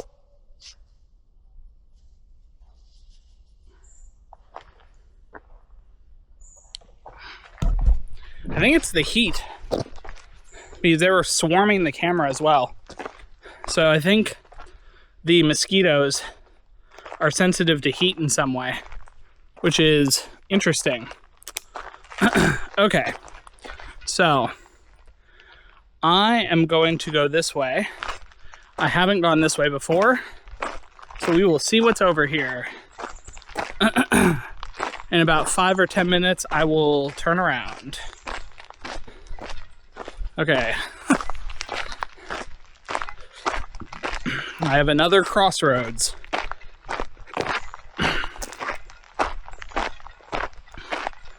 I'm gonna go this way. This is the more heavily trodden path. Okay, so what can I do about these feelings? Is there anything I can do to kind of alleviate my thing? Which I will say, this really kind of boils down to a fear of not making progress, a fear of maybe missing out in some way. Like maybe I just didn't do things hard enough, and so things are gonna pass me by. And so I acknowledge this and I'm like, yeah, really it's fear. There's a fear-based thing. And I have to remember that the things that are supposed to be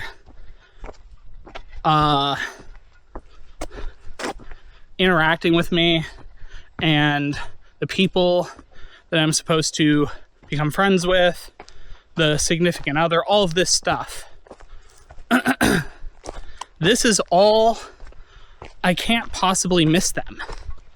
That's the thing. because they're uniquely suited to me, the current me.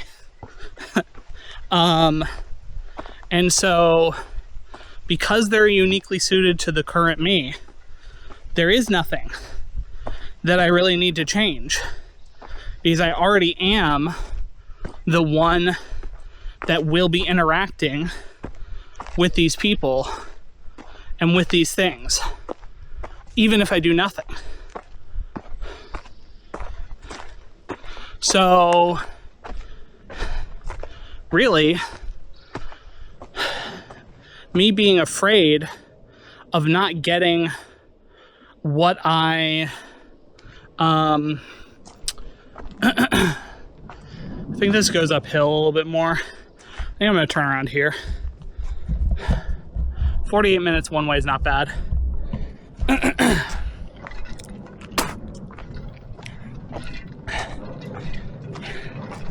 But yeah, so it's really impossible for me to miss out on the things that resonate with me.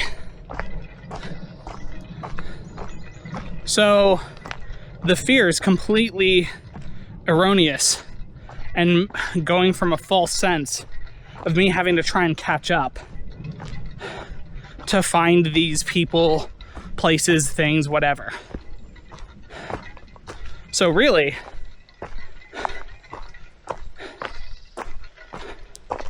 there isn't anything I need to do. So what does that mean? It means if I spend a day or two doing fuck all on the computer, then that's okay. That's just part of like how I exist right now. And, you know, an example, at the end of the week, things are going to change. And, you know, I might still hop on my laptop and do fuck all on my laptop, right? Does that mean that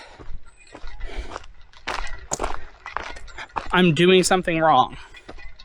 No. I'm doing exactly what I should be doing.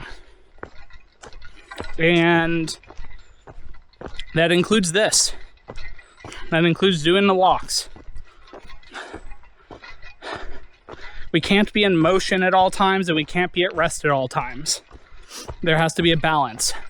Because if you're at rest at all times, you die from lack of food, lack of water, all that stuff. So you have to at least be in motion sometimes. And then vice versa. If you're always in motion, you're not going to be able to eat. You're not going to be able to drink or whatever, right? So, again, you have to do a balance. And that's really, I'm learning that doing this, for lack of a better word, doing this whole thing is about the push and pull, and that they're equally important. All right, I'm blowing my nose again. I know.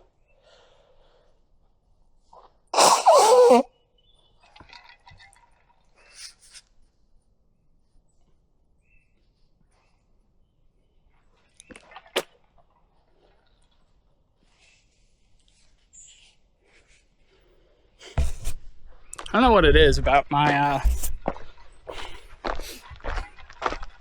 nose that I just get really clogged sometimes.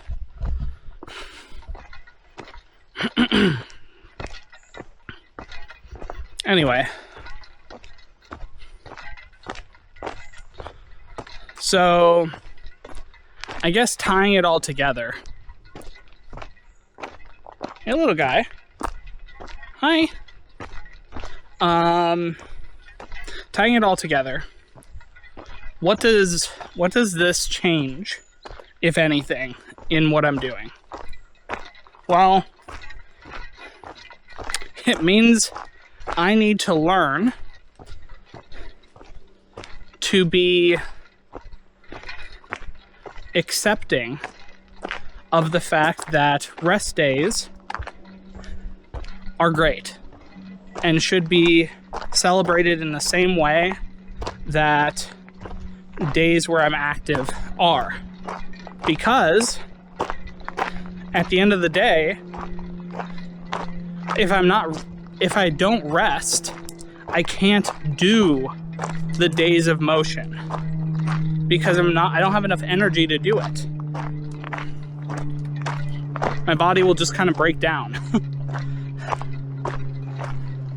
So, yeah.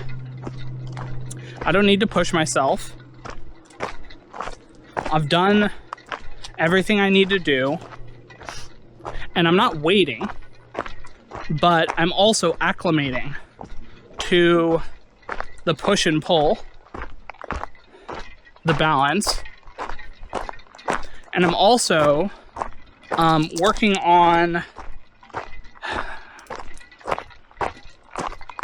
giving myself more grace in that the rest days are not fail days.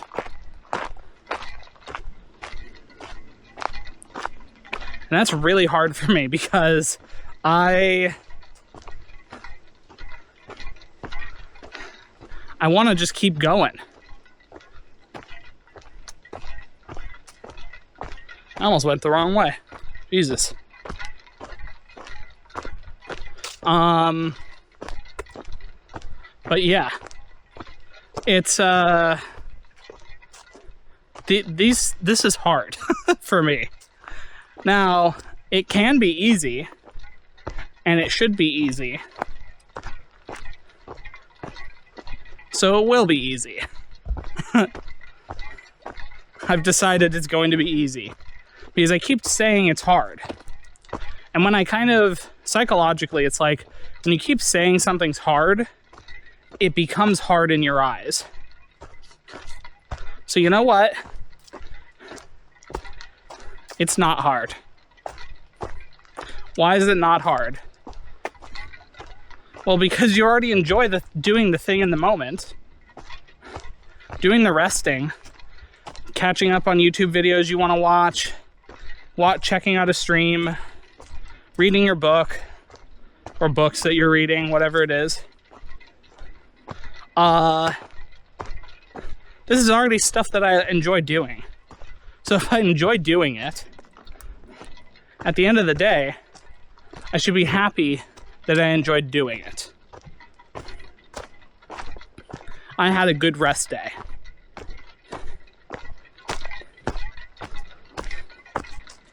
That's what I should say from now on. At the end of the day,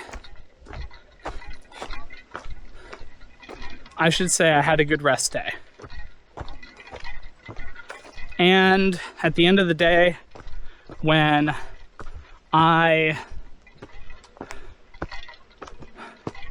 accomplish a goal, that's a crazy tree. I don't know if I can. There's this tree out here. Now, let me see if I can find it for you guys. Oh, yeah, let me. I don't know if you see the out in the distance, the broken tree that's just kind of standing in the middle there. I don't know if you saw that or not, but yeah, it's just it was shining. The light was shining through the peaks of the broken part, and it looked like it was like there's like a shiny little fire thing or something. It was kind of cool. But yeah, so I don't know. I think I should be. See, this is the I think I should be, right? It's not I think I should be. It's I either am or am not.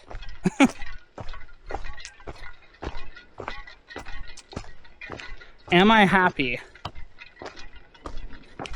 that I rest. Yeah. Yeah, I am. Like, genuinely, resting is good. I like resting. Am I happy that I come out here and do walks and talk with you guys for like 2 hours and check out nature, get exercise? Do I like these parts? Yeah, fuck yeah, I do. So, I don't know. I guess the thing that really... Okay. I think the thing that I'm dissatisfied with is neither of those things. What I'm dissatisfied with is actually... Hello. Hi. What I'm dissatisfied with is...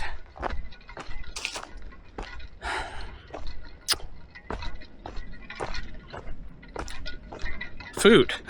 The food, yeah. That's really... I'm not happy with how the food is going.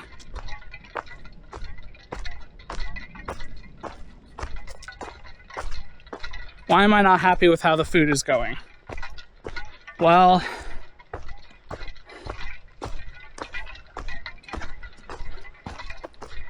my body, I'm worried, I'm fearful, okay.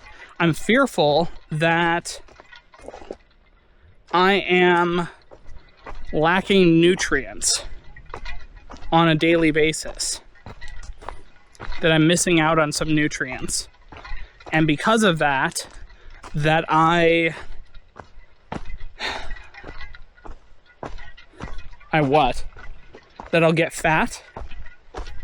No. I mean, that's part of it. Eating too much will inevitably get me to start gaining weight. But, you know, technically I have been, over the past 2 days, I've lost, 2 pounds again. So it's like I'm going back down. So what is it?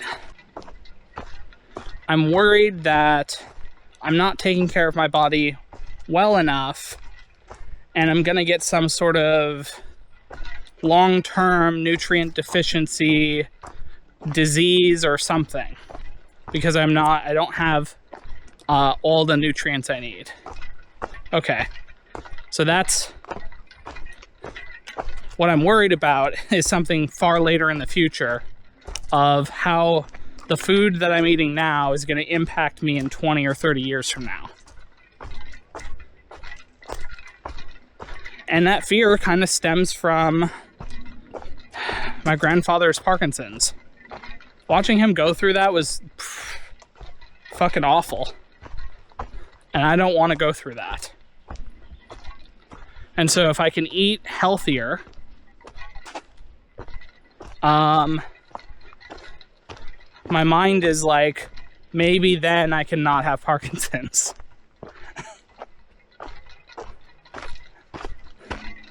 I've noticed occasionally my nerves twitching.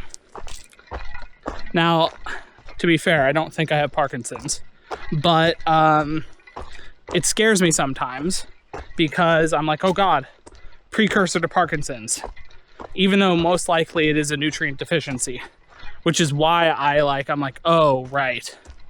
Oh shit. It's, okay. I'm in an hour and 1 minute. So the camera's gonna cut off in 9 minutes. So I need to be careful that I'm not just walking around when it's not filming.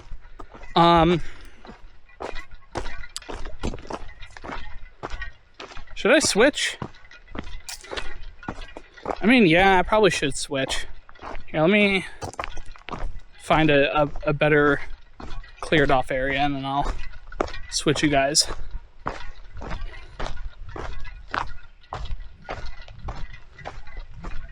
Alright, this is a good spot. Alright, I'll be back in a second. Alright guys, I'm back. Got my water, blowed my nose, changed the battery.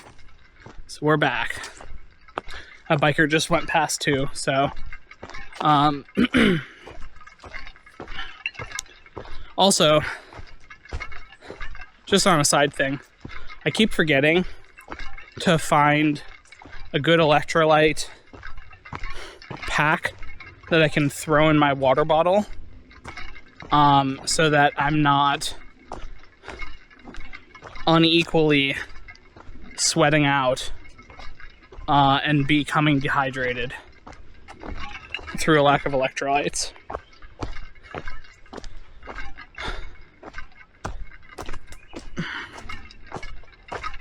So yeah, I'll have to do some more research on that.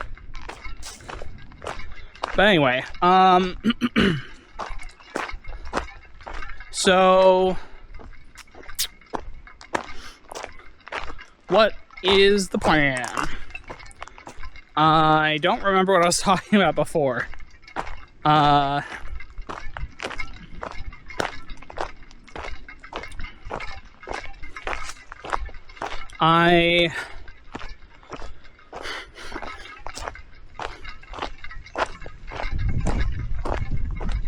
think...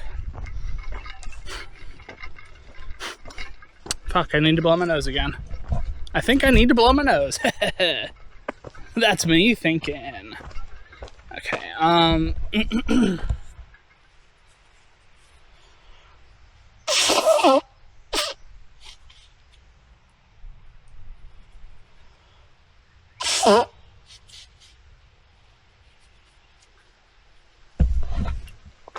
right. I'm not crazy. I just saw the camera lighten up as soon as it tracked my face.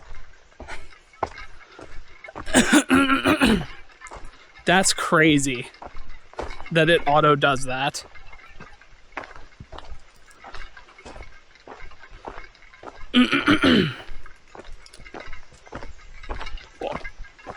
Well, anyway. Oh, one thing that was... As soon as I stopped talking to you guys, I'm like, holy shit. I'm like deep in, well, you know, I say deep. I'm like 45 minutes away from my car. And all around me is wilderness. And it's like, I don't know if, like, it's cool in one sense, but it's also a little scary. Just because it's like, because I am walking alone. You know, I've heard horror stories of different people hiking and trails and stuff, places that they have done millions of times, and it just takes that one time for something bad to happen.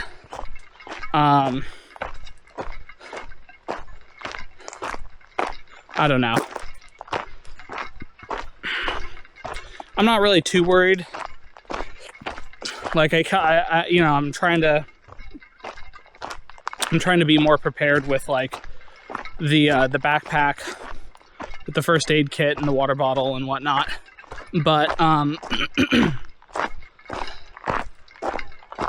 you know, it doesn't necessarily mean that I shouldn't just be like, you know, cautious, if that makes sense. Fuck, it's every time I look, it just lightens up. I don't know if it's like me looking at it makes the reflection of the light hit my face a certain way, and because it does that, the camera lightens up. Because it does do auto shutter speed, I think. Or no. I don't know. I don't remember what settings I have it at this point. Well, I guess to kind of wrap up the conversation I was having with you guys about all of this. What is that noise?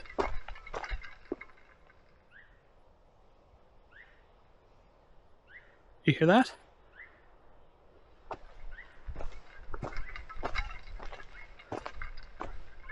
That's a bird.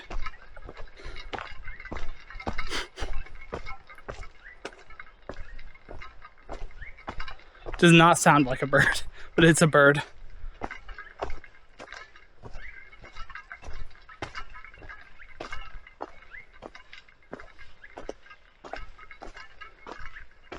Hi, little birdie.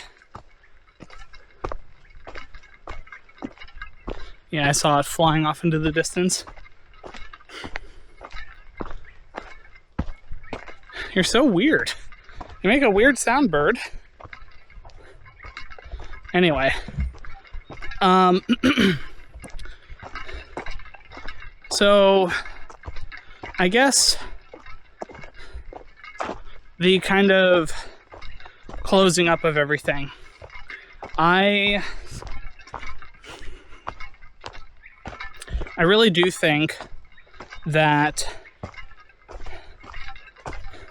just in general, being kinder to yourself, the takeaways. Be kind to yourself. Don't judge yourself too harshly. Doesn't mean you can't try and work on ways to increase your productivity, or if you're doing absolutely nothing, slowly building that up. But, I think the age-old adage of us being our harshest critics and just understanding that it's okay to want to do better, but you don't really get anything done by shaming yourself other than making yourself feel bad and kind of keeping yourself looped. So, yeah.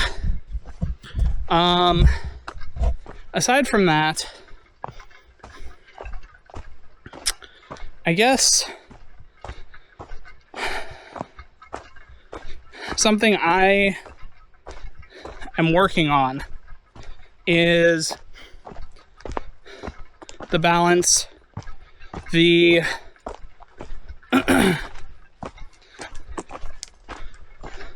acceptance that I am good enough as I am.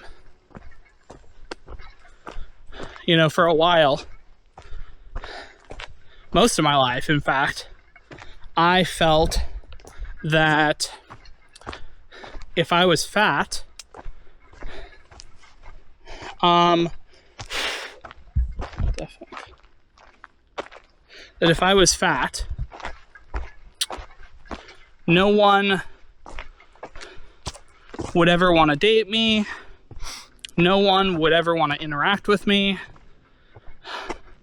And there was this huge kind of body dysmorphia around having extra weight equals worthless. Because in society, we're kind of taught from an early age, depending on the culture, but generally speaking, different cultures nitpick different things more or less, but most people can agree being out of shape, having extra weight, is not a good thing. It isn't good for your health. Generally speaking, there are a large portion of the population that do not find being overweight attractive.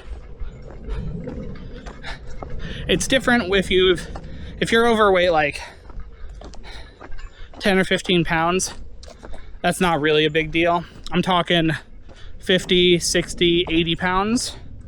That's when you're looking at like, okay, like lots of negative stereotypes start showing up.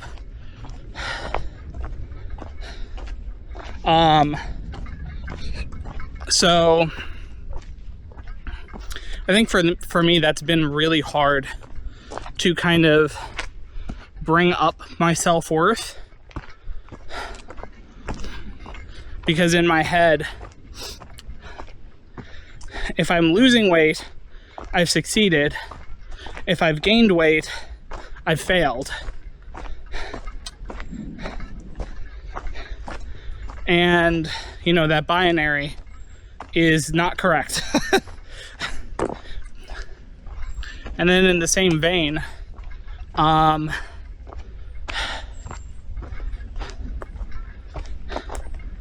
you know, I want to continue living,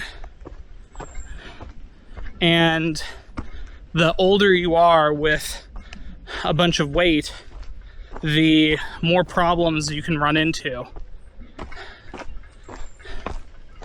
And so purely from a health standpoint, it is objectively better to not be obese. So that's what, you know, I'm switching the goalpost, as it were, because, you know, overweight could mean 5 pounds or 10 pounds, but obese is generally like too much body fat relative to the rest of your body structure.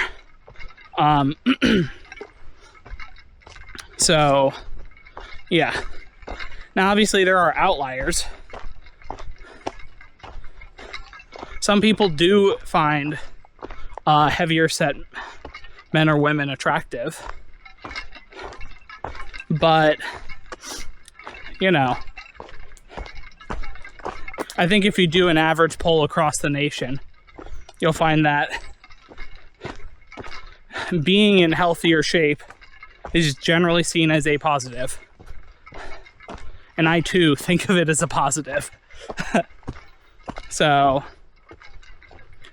boop, boop, boop, boop. That's my phone. Forgot to put it on silent.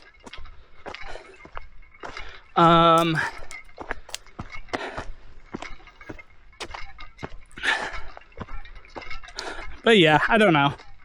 I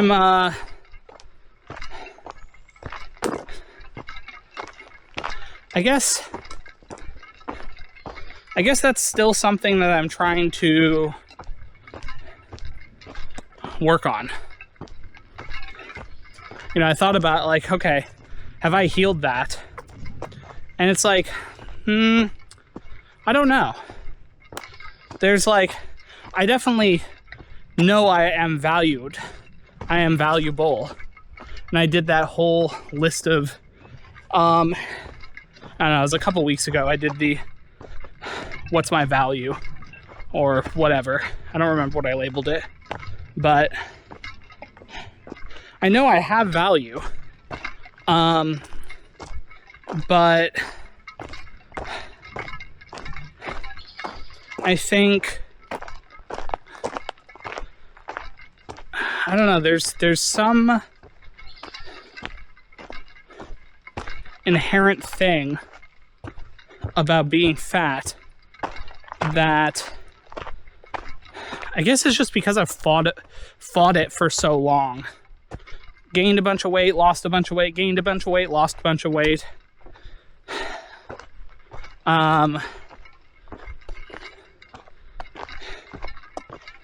And it's I think I do genuinely think this is why I'm not too stressed about whether I gain or lose weight right now. My main thing is, like, obviously I want it to be going down, right? Because my ideal weight, I've thought about it. Ideally, if I can get to around 200, that would be, I think that would be the sweet spot. I'm not gonna have a 6-pack at 200, but I'm going to be healthy where I'm not carrying around a bunch of extra weight and making it harder to sleep, breathe, so on and so forth, right? So, I don't know. I think,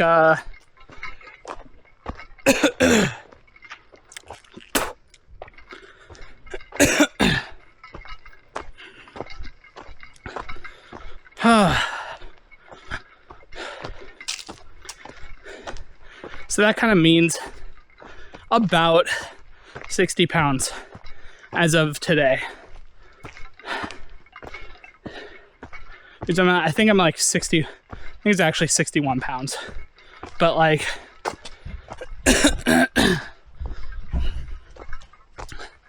you know, you think of 60 pounds of fat, that's actually a lot.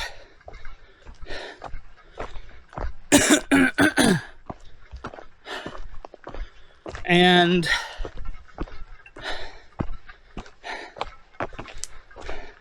I don't know. We'll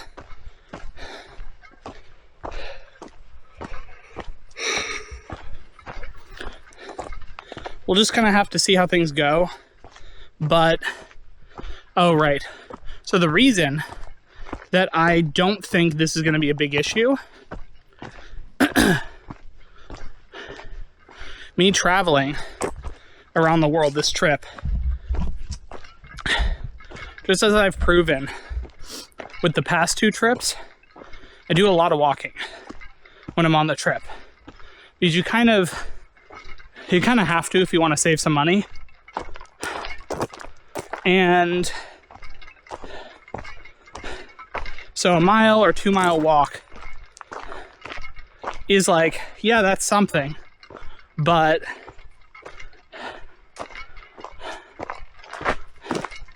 I don't know. It's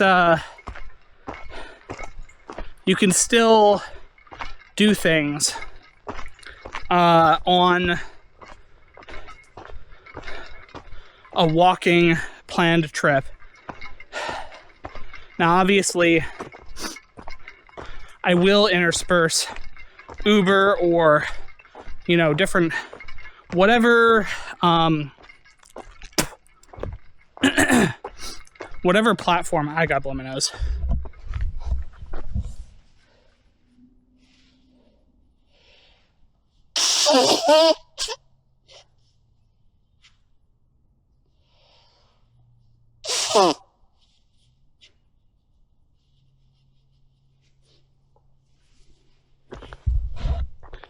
Okay.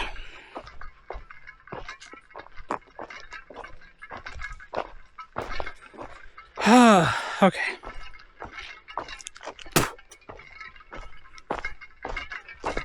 Sorry, it's just like my spit sometimes gets really like, I don't know.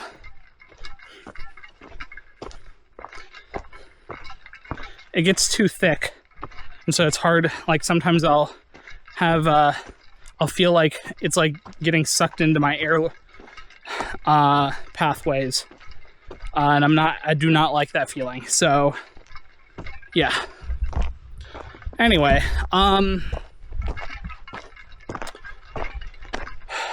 so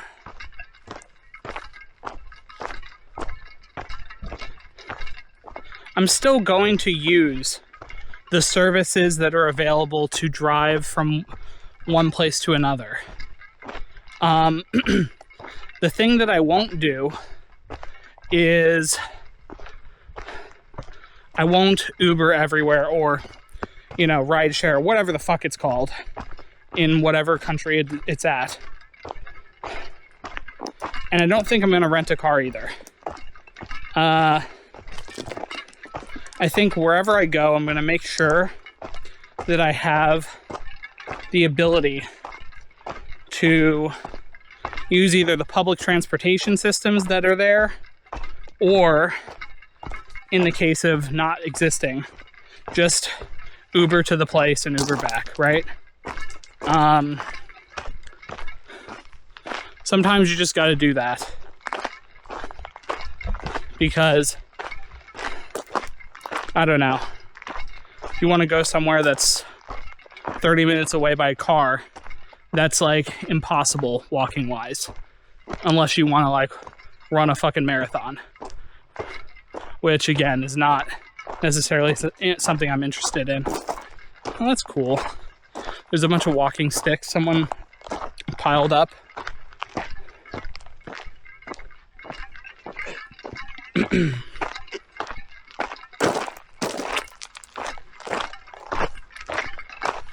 But yeah, so I think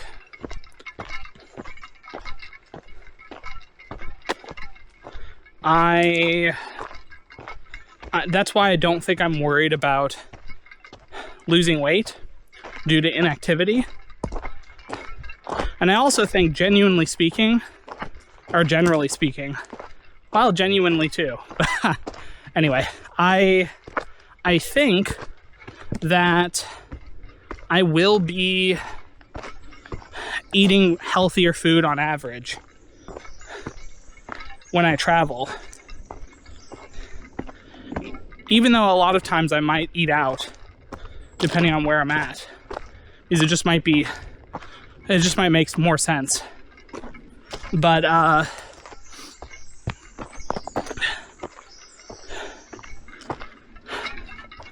yeah, I don't know.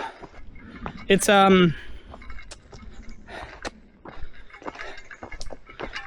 just think that's not what I need to worry about right now.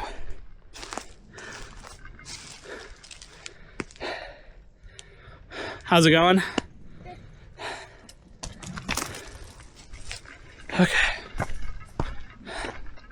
But yeah, so that's not what I need to worry about right now.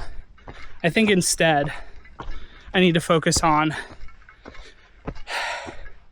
really doing the cleaning, which I have been doing. I've been doing really well on that, honestly.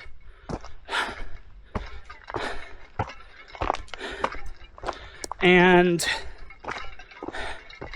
learning about the different countries that I am going to be going to, or potentially going to, which I also have been doing through like YouTube and online. Still got to go talk to my buddy about it, but yeah.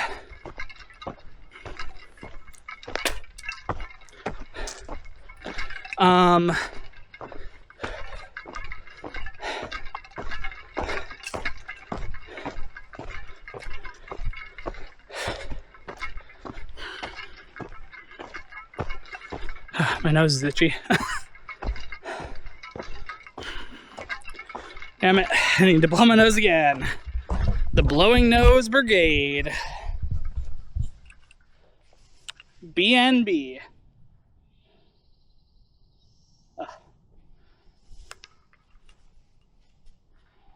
New paper towel.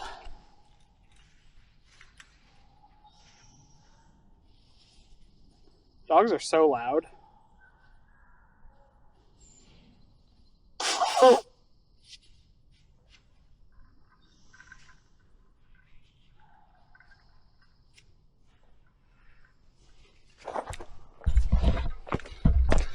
It's kind of crazy how loud dogs are. The dog's going fucking crazy.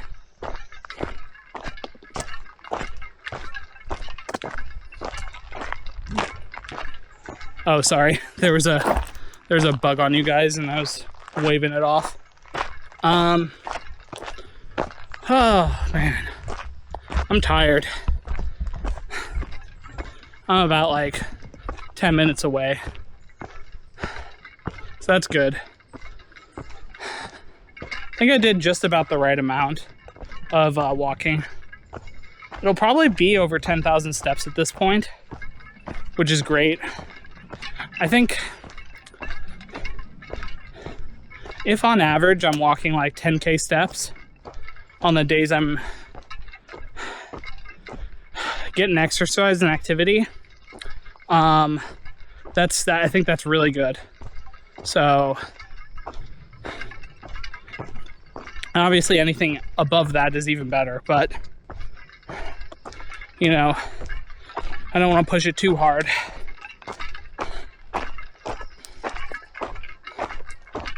Also, I think there's a difference between walking 10K steps immediately, like without a break, versus 5K, take an hour or two break, and then another 5K, take an hour or two break, or 7K, take an hour or two break, which is a lot of times what I would be doing when I was doing the walking in like Northern California, or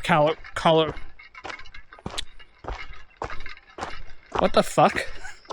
It's not Colorado. It's not California. Carolina. Jesus. What the fuck was that? But yeah. North Carolina, Missouri, those like places. I did a lot of like rest in between walks. And so when I was doing that, you know,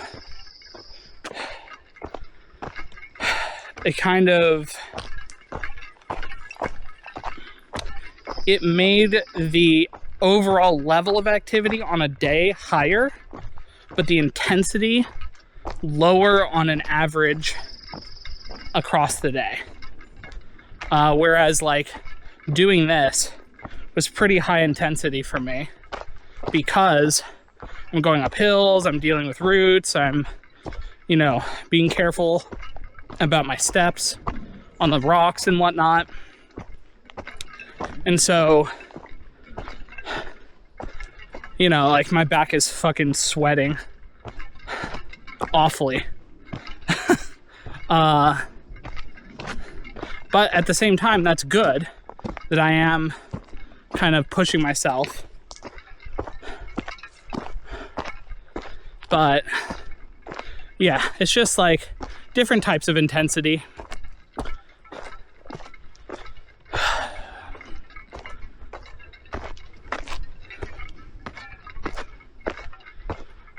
Also putting the backpack on.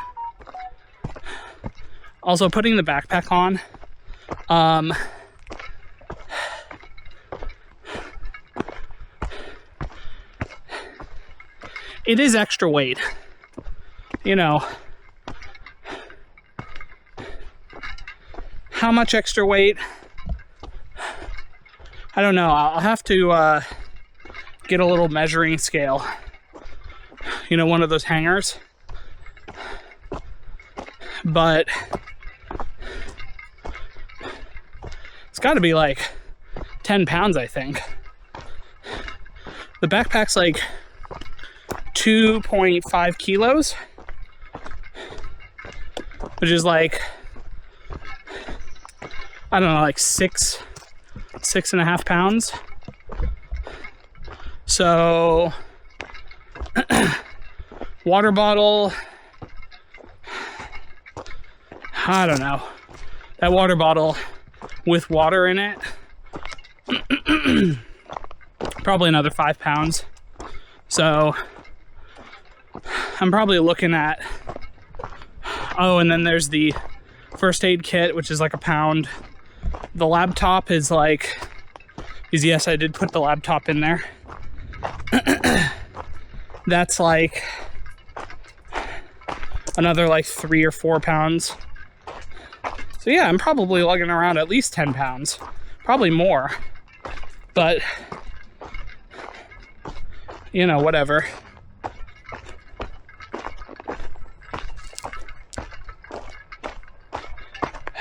I always got to be careful on this part, because this part is it's just a bunch of rocks, loose sand and gravel.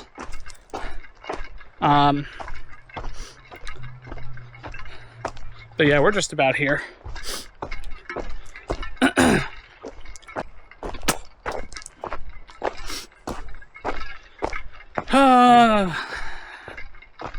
Well, I think this has been very productive. As I said before, this will be the last video or the last film for the day. So I don't know. I hope that some stuff that I said maybe strikes a chord or makes sense. I'm honestly, I've thought about how would people consume this content, and I'm kind of envisioning this as being second monitor content that you kind of like doing other things, put it in the background like a podcast or whatever. That's at least how I would consume it. So I can't imagine that. There probably is someone out there, you know who you are, who's just like, main monitor, what's he doing now? Oh god. There's one guy. There's one guy who's doing that. And to you, hats off. That's some dedication. But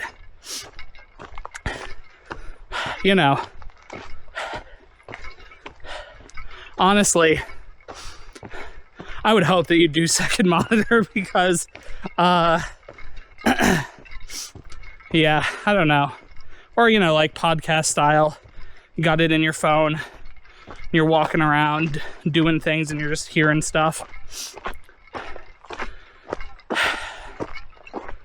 But whatever. Who am I to judge how you consume content? I am but a wee little lass or lad. And I'm just out here walking. So, well, whatever.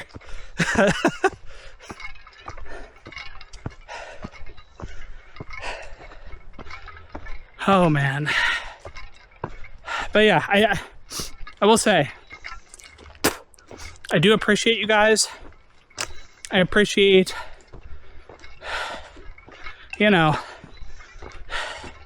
every time I see a comment, it's nice to just see it.